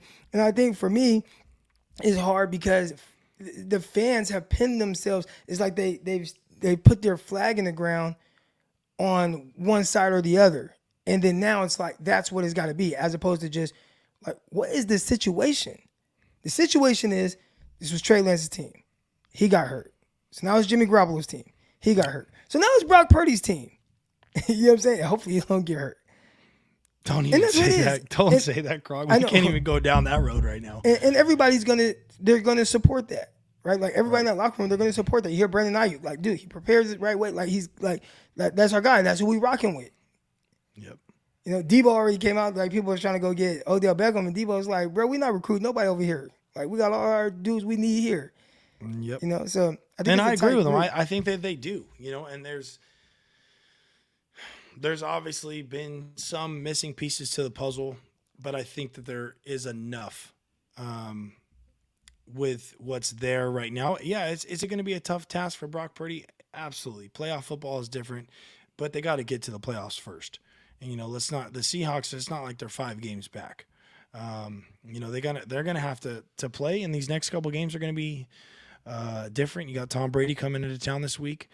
I have a good feeling about the game. Yeah, I know Tom Brady came back the other day, and they made a little comeback, and the Saints played them well. But I have a good feeling about this week. I thought it would have been cool to watch Jimmy G go up against Brady. Obviously, Brady being the guy that real cool. Brought Jimmy up and taught him a lot of things within the league and won a couple Super Bowls as his backup. But I think it's a big opportunity for Brock Purdy to make a statement too. I think he made a statement the other day, and the defense obviously made a statement, but I think it would be a big statement for the 49ers offense if you got your rookie, Mr. Irrelevant quarterback that is in there and goes head-to-head with Tom Brady and pulls out a win. Yeah, somebody said nobody. Oh, James Wilson says nobody created this narrative. They can be friends, but they are also competing. At least you hope they are. And there's this in an NFL locker room. How do I explain this? You understand the business side of things and what it is. So there can be a competing if there is a competition. Right. But if there's not a competition, then there is no competing. It's more so if this person just keeps messing up, then you may get an opportunity or get hurt. But it's not like, unless you bring it in and you say this is what it is, right? Like, hey, we're bringing in these this center and this center, and it's a competition. Or they've done that at guard, right? It's a competition of who's going to start at guard. But typically at the quarterback position, unless they open camp and say that it's an open competition, it's not a competition. It's just not. Not the way the NFL works. Right. And probably a lot of times college too. Like Deion just said it, right? Deion just said it. Hey, got my quarterback. Like that is real. When Caleb Williams left Oklahoma to go to USC, he was the quarterback. There was no competition. There's no quarterback competition there. Right? Am I wrong? No, you're spot on with it. Like, and Tyler says, whoever makes and costs more plays more. That's the bottom line, right? Whoever makes more, costs more, plays more. If you go get a guy like Trey, when you give up 3 picks for the guy, at some point or another, you have to play him. Whether in practice, regardless, let's just say Trey Lance showed up and was just terrible. Obviously he wasn't, but he was terrible. Okay, let's say he was. At some point or another, you have to play him and let him be terrible for everybody else to see, including the rest of the organization, for you to say, okay, we can move past him, right? You're going to have to throw him in the game, regardless. Whether you want to or not, it has to happen because you gave up so much to go get him. And so, Jimmy obviously had gotten his job taken from him, and Trey played, and it was short-lived. And Jimmy's little stint was somewhat short-lived. This is not real life. Like you got to outdo the man. Like that's not the real business of the NFL. Here's the real business. D. Milliner, when I was there, he was drafted 9th overall. D. Milliner had some kind of shoulder injury when he showed up. Like he had maybe like rotated cuff. He had some kind of surgery, right? So you got guys in practice making plays, picking up passes. My guy Darren Walls, I'm like, Darren looks good. You got Aaron Berry there, like Langster. Like there were guys, they were making plays. They're doing these different things. And then the moment, and matter of fact, training camp starts and D. Milliner is holding out, right? He gets $12 million guaranteed, right? He's holding out. The moment D signed his contract, first group, didn't matter. Like none of the other stuff. The fact that he didn't take not one rookie mini camp snap, he didn't take one offseason OTA snap, no mini camp snaps at all, no training camp snaps. None of that mattered. All that mattered was 9th overall pick, $12 million guaranteed, starter, boom. Like this, so the outduel the next man over time, but again, like Greg said, you have to give the other guy time to hang himself. So over the span of 2 years or whatever it was, 2.5 years, where they gave D a lot of opportunities. Next thing you know, he's out there in the NFL, never plays football again. Right. But he was always, no matter what, like 9th overall pick, boom, D Milliner for starter. Like that was guaranteed. Right. Just like Brock. I mean, you think about Brock Purdy.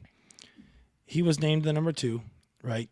But at the end of the day, he wasn't really there to compete with Trey with an opportunity to win the number one spot. He was there to help push Trey, but also assist Trey doing blitz cards, film breakdown, making sure that the game plan is ready to rock. And Tyler can touch on those things. Obviously, Tyler spent time with the Chiefs, and since he's in here, I'm mentioning it, but spent 4 or 5 years with the Chiefs as Alex Smith's backup.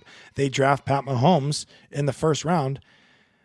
Tyler's there. It's not like Tyler's thinking, well, I can't wait to make Pat Mahomes look stupid and silly, and I'm going to compete with him every day. Yes, you're going to compete with each other, but at the same time, you know when a guy is drafted first round and you're there, he is going, regardless if you think he's better or not, is going to get the opportunity before you ever do, because it's the money spent on him. So I don't think that that's a tough thing to understand, but you know, and I'm not saying these guys don't compete, because they will compete with each other every day, but they become buddies, they become friends. There's guys you're not going to like in the locker room, but most of the time, and the quarterback rooms that I've been in, you know, through college football, yes, you will compete, but at the same time, you know, one of my roommates in college was another quarterback. He was another JC guy from Bakersfield College. We were competing with each other, but it's not like we hated each other. We drove home together every single day from practice and games, and watched film together, and helped each other out with the offense. And, you know, if I went and asked him a question, or we went and asked guys questions on the sidelines, or they'd come up to me, it's not like, what does so-and-so do on the backside of this route concept?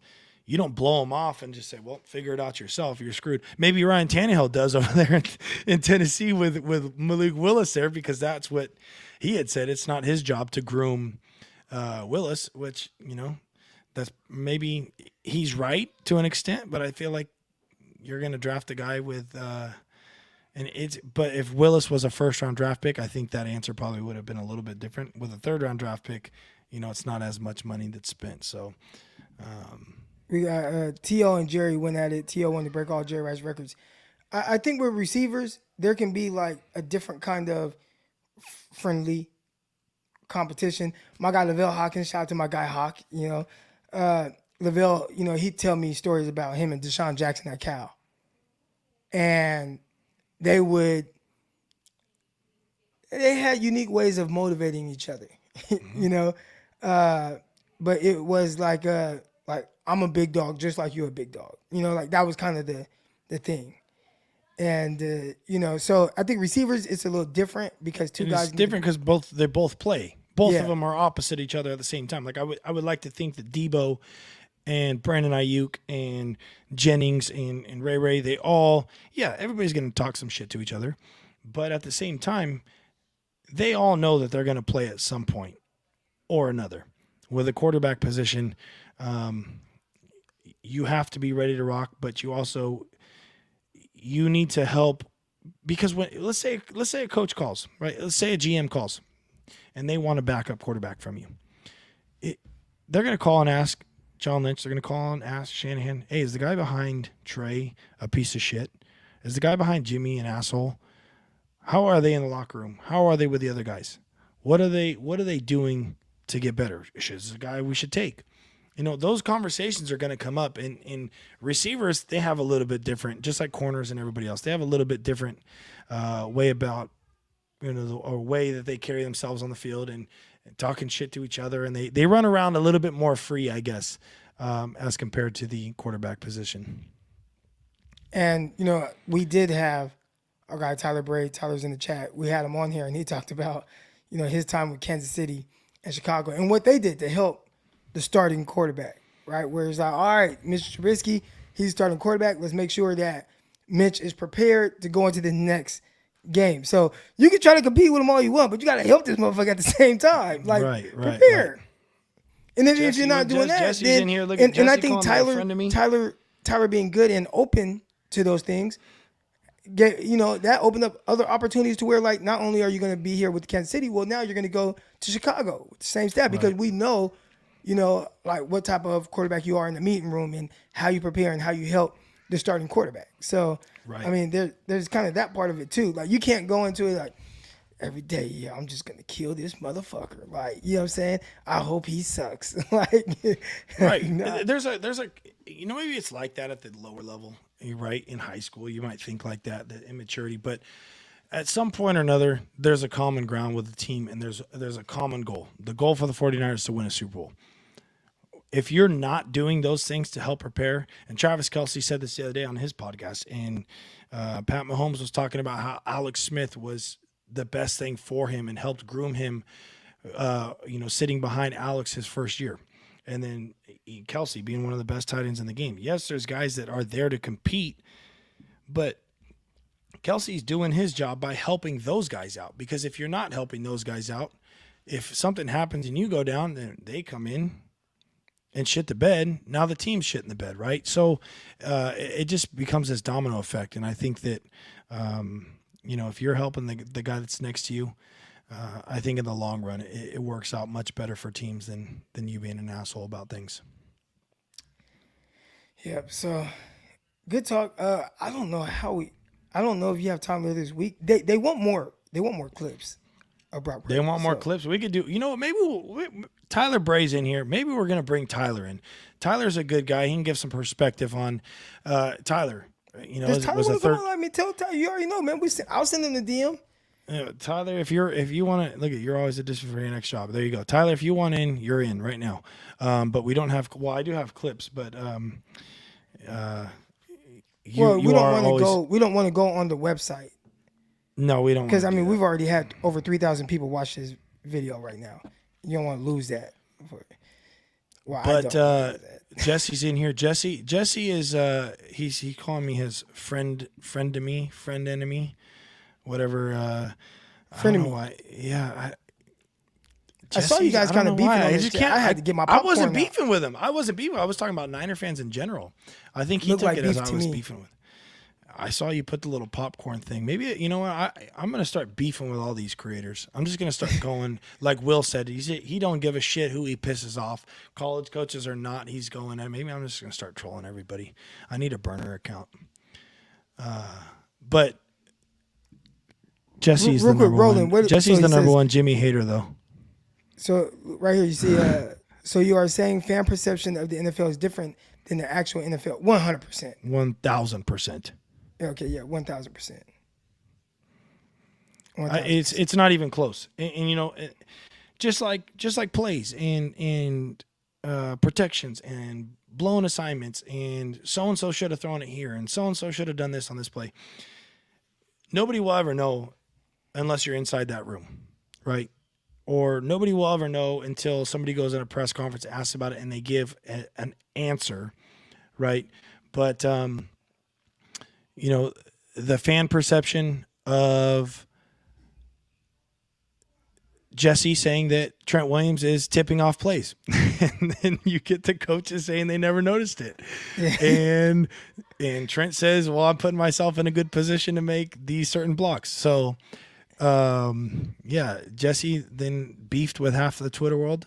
And then not just Twitter. And then the Saints, clearly the Saints were watching what Jesse was saying and found a way to disrupt the Niners' offensive line. So I blame the lack of execution for the Saints game on Jesse. So we can all agree now that it was Jesse's fault because he brought this to life and to attention throughout the NFL world. So thank you, Jesse, for allowing the rest of the world to see Trent Williams' issues with his foot back or forward. And now everybody's on to the 49ers and the shit that they're doing. Here is why the perception of the NFL from the fans is different than the actual NFL, because fans look at the players as assets. It's like not like a real person, but the NFL players are just like you and I. The only difference between them and us is that they have more money. But just like, you go to work, you're not friends with everyone at work.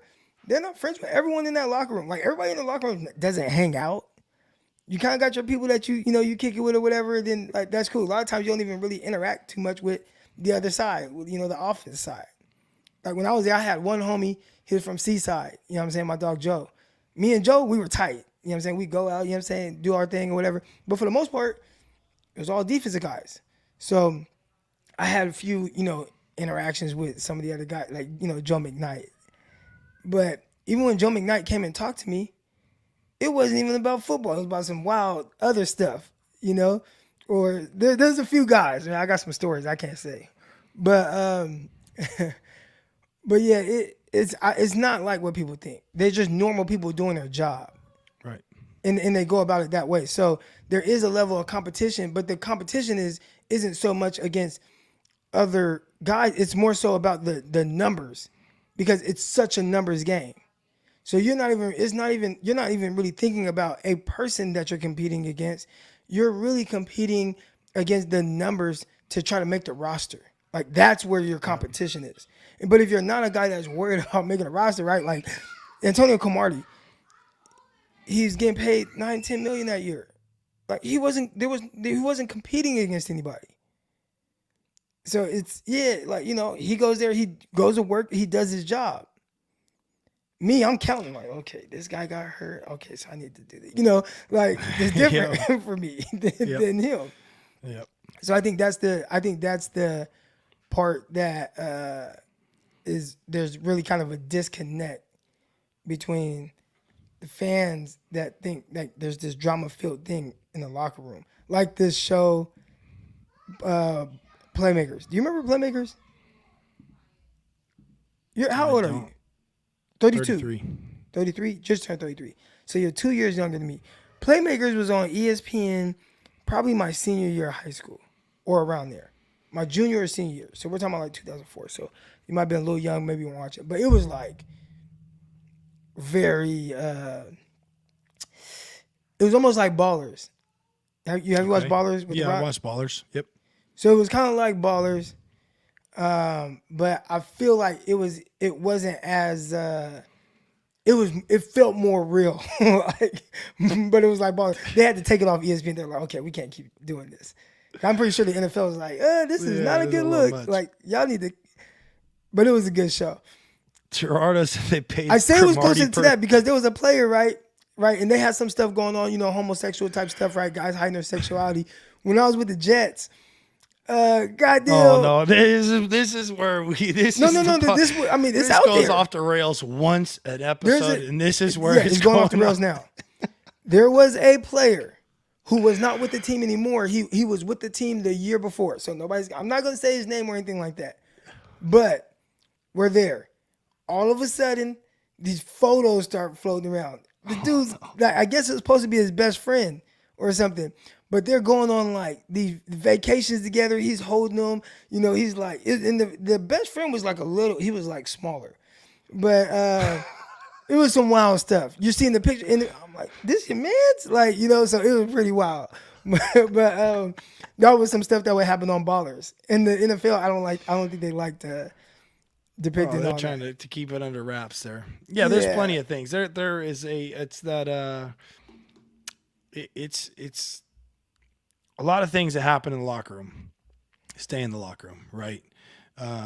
But now with social media and the way that some people are, antics, guys trying to throw others under the bus, there's things that get leaked. But back in the day, there's a lot of stuff that just Crocker wants to be held like that. Probably you gonna hold me like that? He almost. That's how I had to carry Crocker through the casino the other day when he was just shit faced over there in Las Vegas. But too many shots. No, it's a lot of things are kept under wraps, as you know. And if things got out, like we talked about that with the Draymond Green thing, remember? When Draymond threw the punch and that shouldn't have got out, like a lot of that stuff is usually handled internally. I saw several fights. They never want. Yeah, you see several fights, and when people fought then in locker rooms, it wasn't like others were going and reaching for this, right? It just happened, and if it did get out or you saw somebody had the video, you would approach them and say, delete the damn video. This shit doesn't need to get out. We don't need any of this distraction to come to the team. So it's interesting. Oh, we got a Purdy apologist, Chris, already. Here we go. Speaking of Jimmy, had his people at a Warriors game. Remember a video of Trey in a wheelchair? His receivers playing? Okay, hold on. Oh, yeah, it was a video of Trey in the wheelchair. hanging out with the football players at Debo's house. Yes. So I saw that. So, but I think there's like a punctuation off or something. He says, speaking of that, Jimmy had his people at the Warriors game. Meaning, okay. So he's saying Kittle and those guys were his people. Yeah, they were on at the Warriors sideline game. while and Trey then the other guys is playing basketball with Ayuk, Debo, like his guys. Yeah, I mean, there's clicks. There are clicks. Right. Facts. And I mean, if you look at those guys that were with Jimmy, McCaffrey, Juice, Kittle, they look like they hang out together. Right? What does that mean? They look like they hang out together. Like they look like they wear light denim blue jeans and Oh, hey, and Jimmy clearly the star of the show on that one. The cheerleaders somebody in the were chat loving, guess what player. I'm not going to Big say Jim. it, but somebody in the chat guess what player I was talking about on the Jets. But I'm not going to say what. Well, that's but, not going to be hard to. Yeah, people who leak stuff like that get fired. Chris is a Purdy apologist. It's good to know, Chris. I'm glad. Can you apologize for the USC defense this past weekend? Golly. They need some apologies, or they owe some apologies to everybody. That was rough. Crocker was having a ball. I in had the fourth quarter. girlfriends next to me like, hoo. Okay, so were those girlfriends? Were they girlfriends? Supposedly. Because You never know, Crocker was in.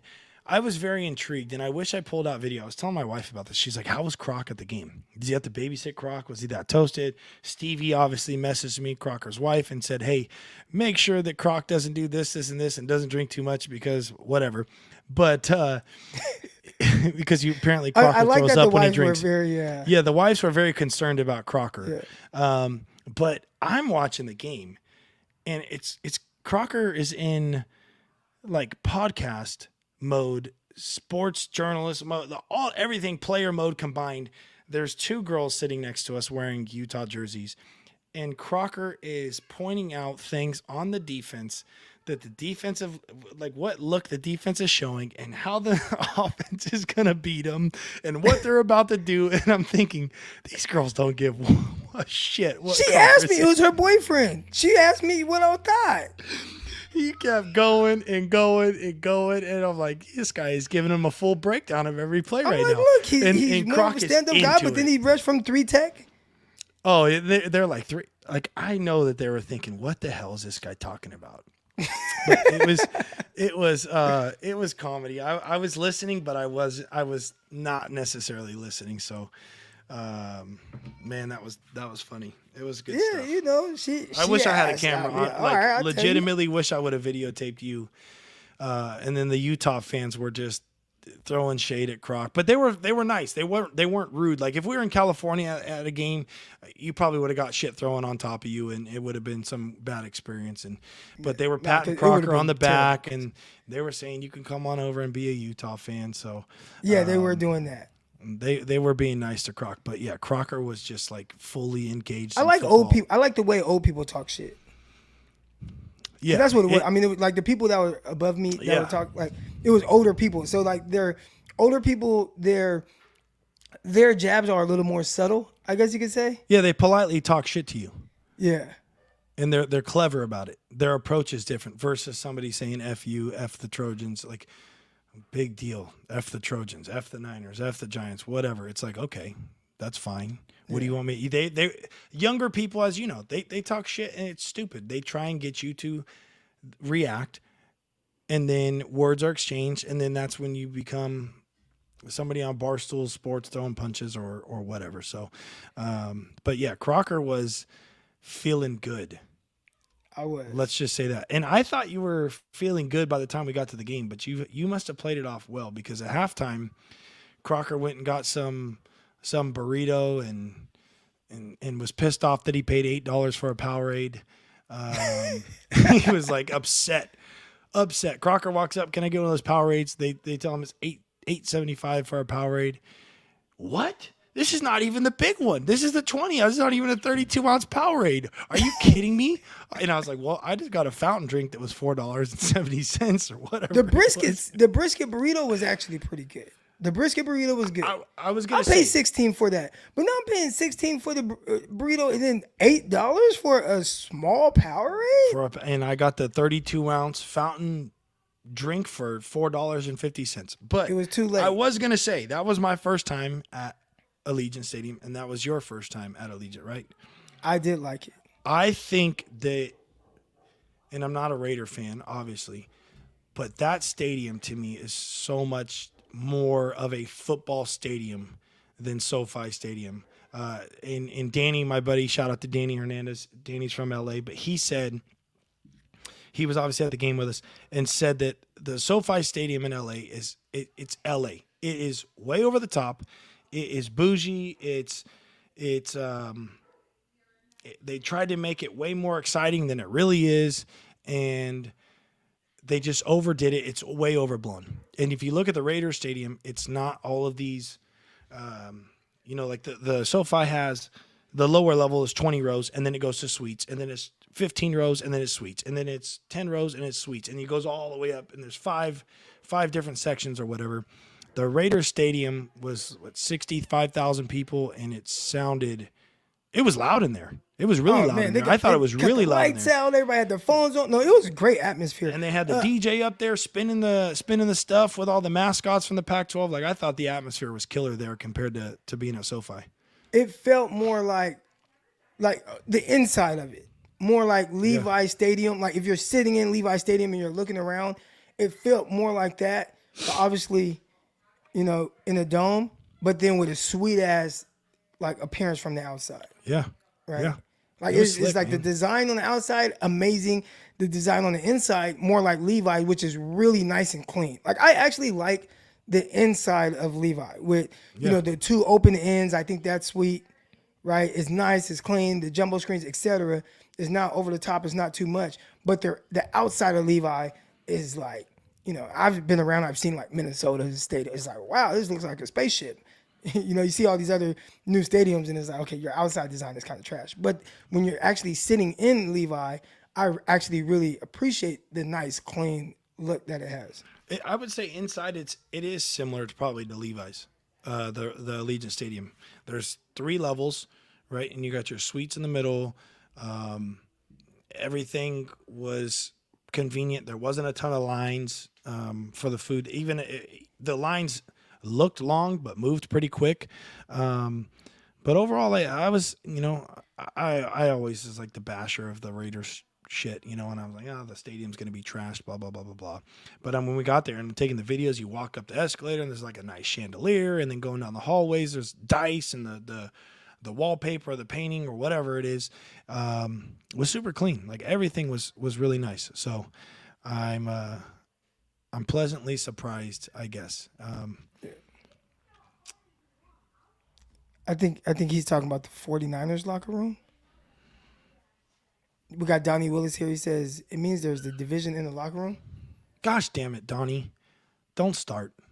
You're causing division in here already. Oh, is he? I think is he going No, by I'm me just messing with talking about who went to the Warriors game and then who's that Debo's house playing Yeah, basketball. that's what I think he's getting. No, it's not. It's not. That doesn't mean that there's a division. Like all those guys, you can be cool. It's just there's just some people you just hang out with, and some guys you just don't.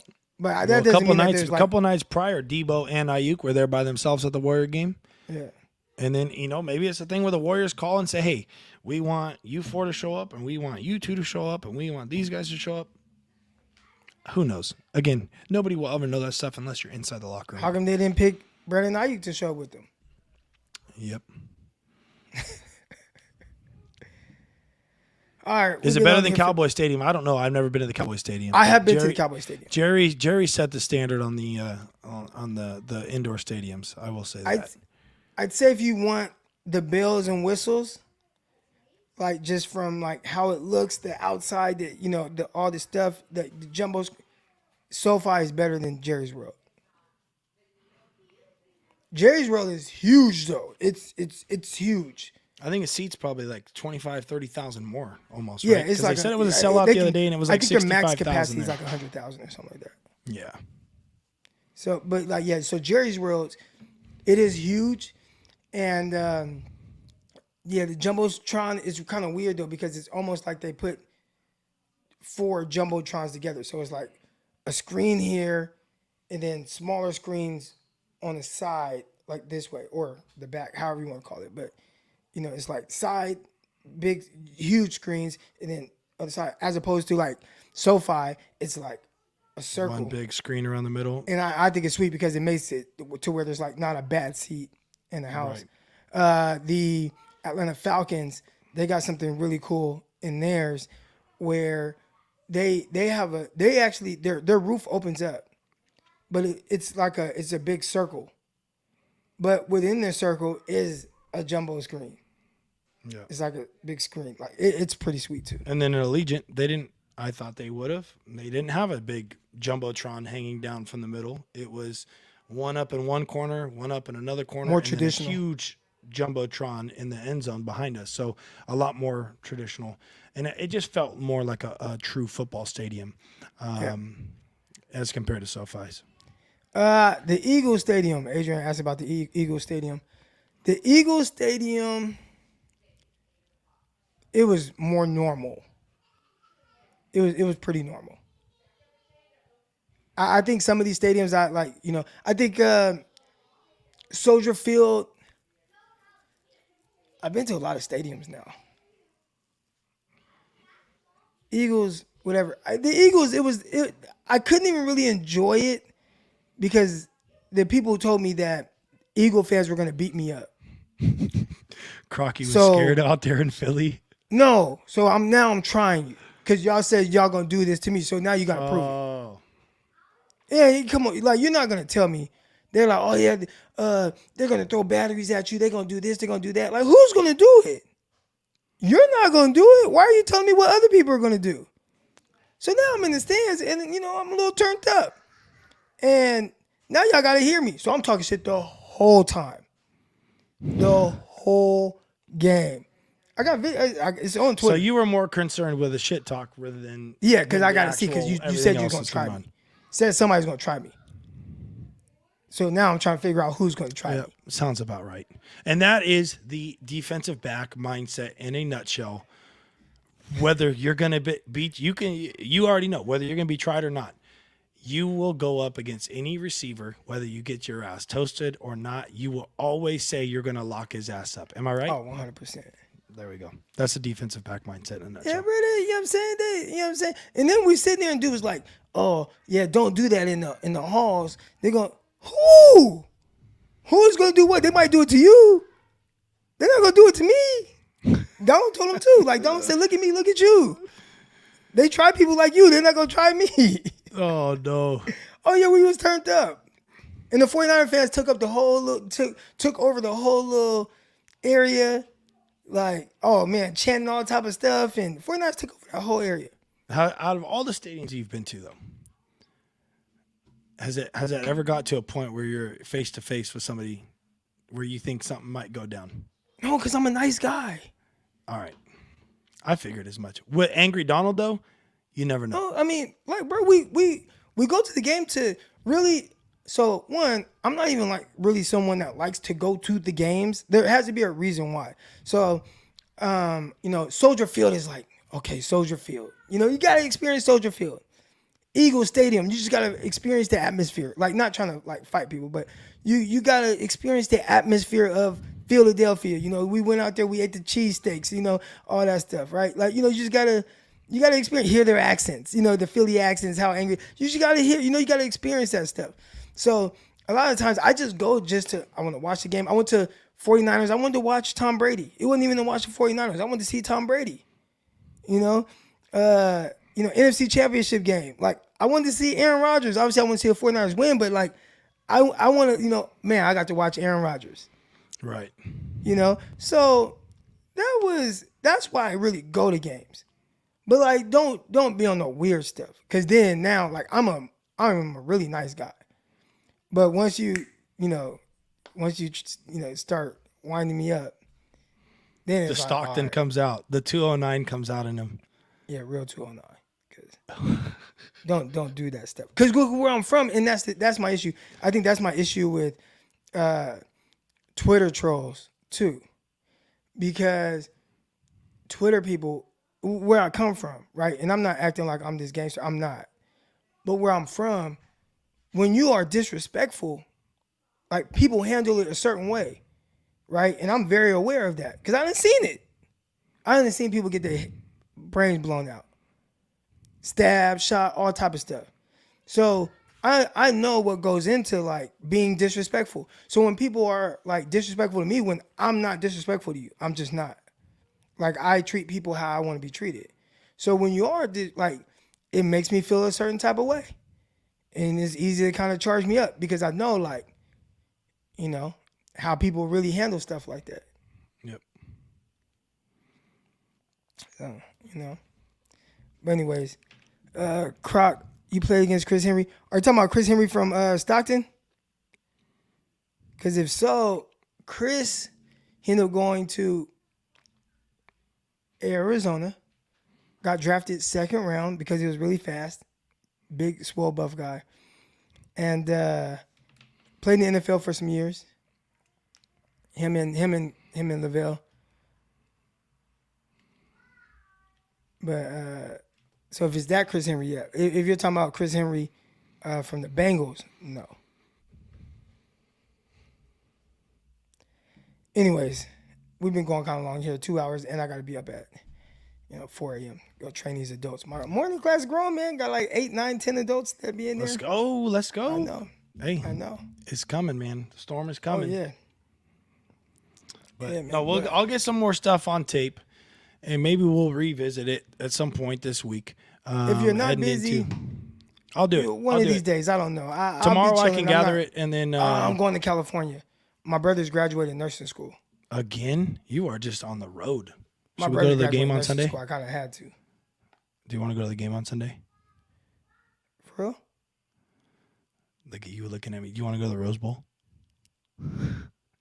This happened last week, and we ended up in Vegas on 2 days' notice. I know. You let me know. I'm one flight Who's got away. the tailgates? Somebody tweet us who's got the tailgates this weekend, and maybe we'll show up to the game. I don't know. We might have to do it. I've always talked about doing a live podcast, tailgate party, the whole nine, in the parking lot at Levi Stadium, having everybody around, the microphones out, and doing it at Levi Stadium. But I'm waiting on Croc for the verification on that one. Maybe we'd have to get security too. For we could get the Twitter trolls. I can buy the little mics that you wear right here. Yeah. And that'll make it. And then if we just have like an earpiece, we could hear or something. I'm down with it, man. Hey, let's do it. But if you want to go, I don't know. Maybe we'll find a way to get out there to Levi Stadium. Yeah. Look at it. It's brewing now. He's thinking about it. We'll talk about it. All right. Appreciate everybody that tuned into the show, man. Hit the like, hit subscribe. We still got over 400 people in here chilling with us. Shout out to y'all, man. Just chilling with us. Yeah, appreciate it, man. It's a big time show. A lot of people came to watch Will Hewlett today, and we'll get Will back on. We'll definitely get Will back on. I know he obviously stayed longer. He's out there in Florida now, training quarterbacks, but we'll get Will back on, and we'll talk some film with Will and talk about some more things. But obviously, we really appreciate having him on today and running through some things. So hold on, there was one thing I wanted. Someone said Utah people are nice. I done played Arena League, played some games in Utah. Those people are not nice. they are not nice. Matter of fact, Utah fans might be the worst. Oh no. Oh, they were terrible. They're not nice. This is Arena football fans. That's why. Yeah, different right. Crowd. I know. Just different crowd. Have you watched the Underdog? The Underdog movie? No. The Kurt Warner movie? No. I apologize, Kurt Warner. I doubt he's watching, but I feel like I should. That's a guess we've talked about. I've talked about bringing on Kurt Warner at some point or another, so we'll get him on here. I thought I see previews stuff and I'm just like, this shit finna be cheesy, corny, all that, right? But I watched it and I'm like, it's good. My wife over here shedding tears and stuff. It's a good movie. I'm gonna have to. It's watch actually really good. Cool. Yeah. All right, Crocky. Well, again, appreciate you guys. All right, and we'll see y'all next week. Same time, same place. We are out. Peace.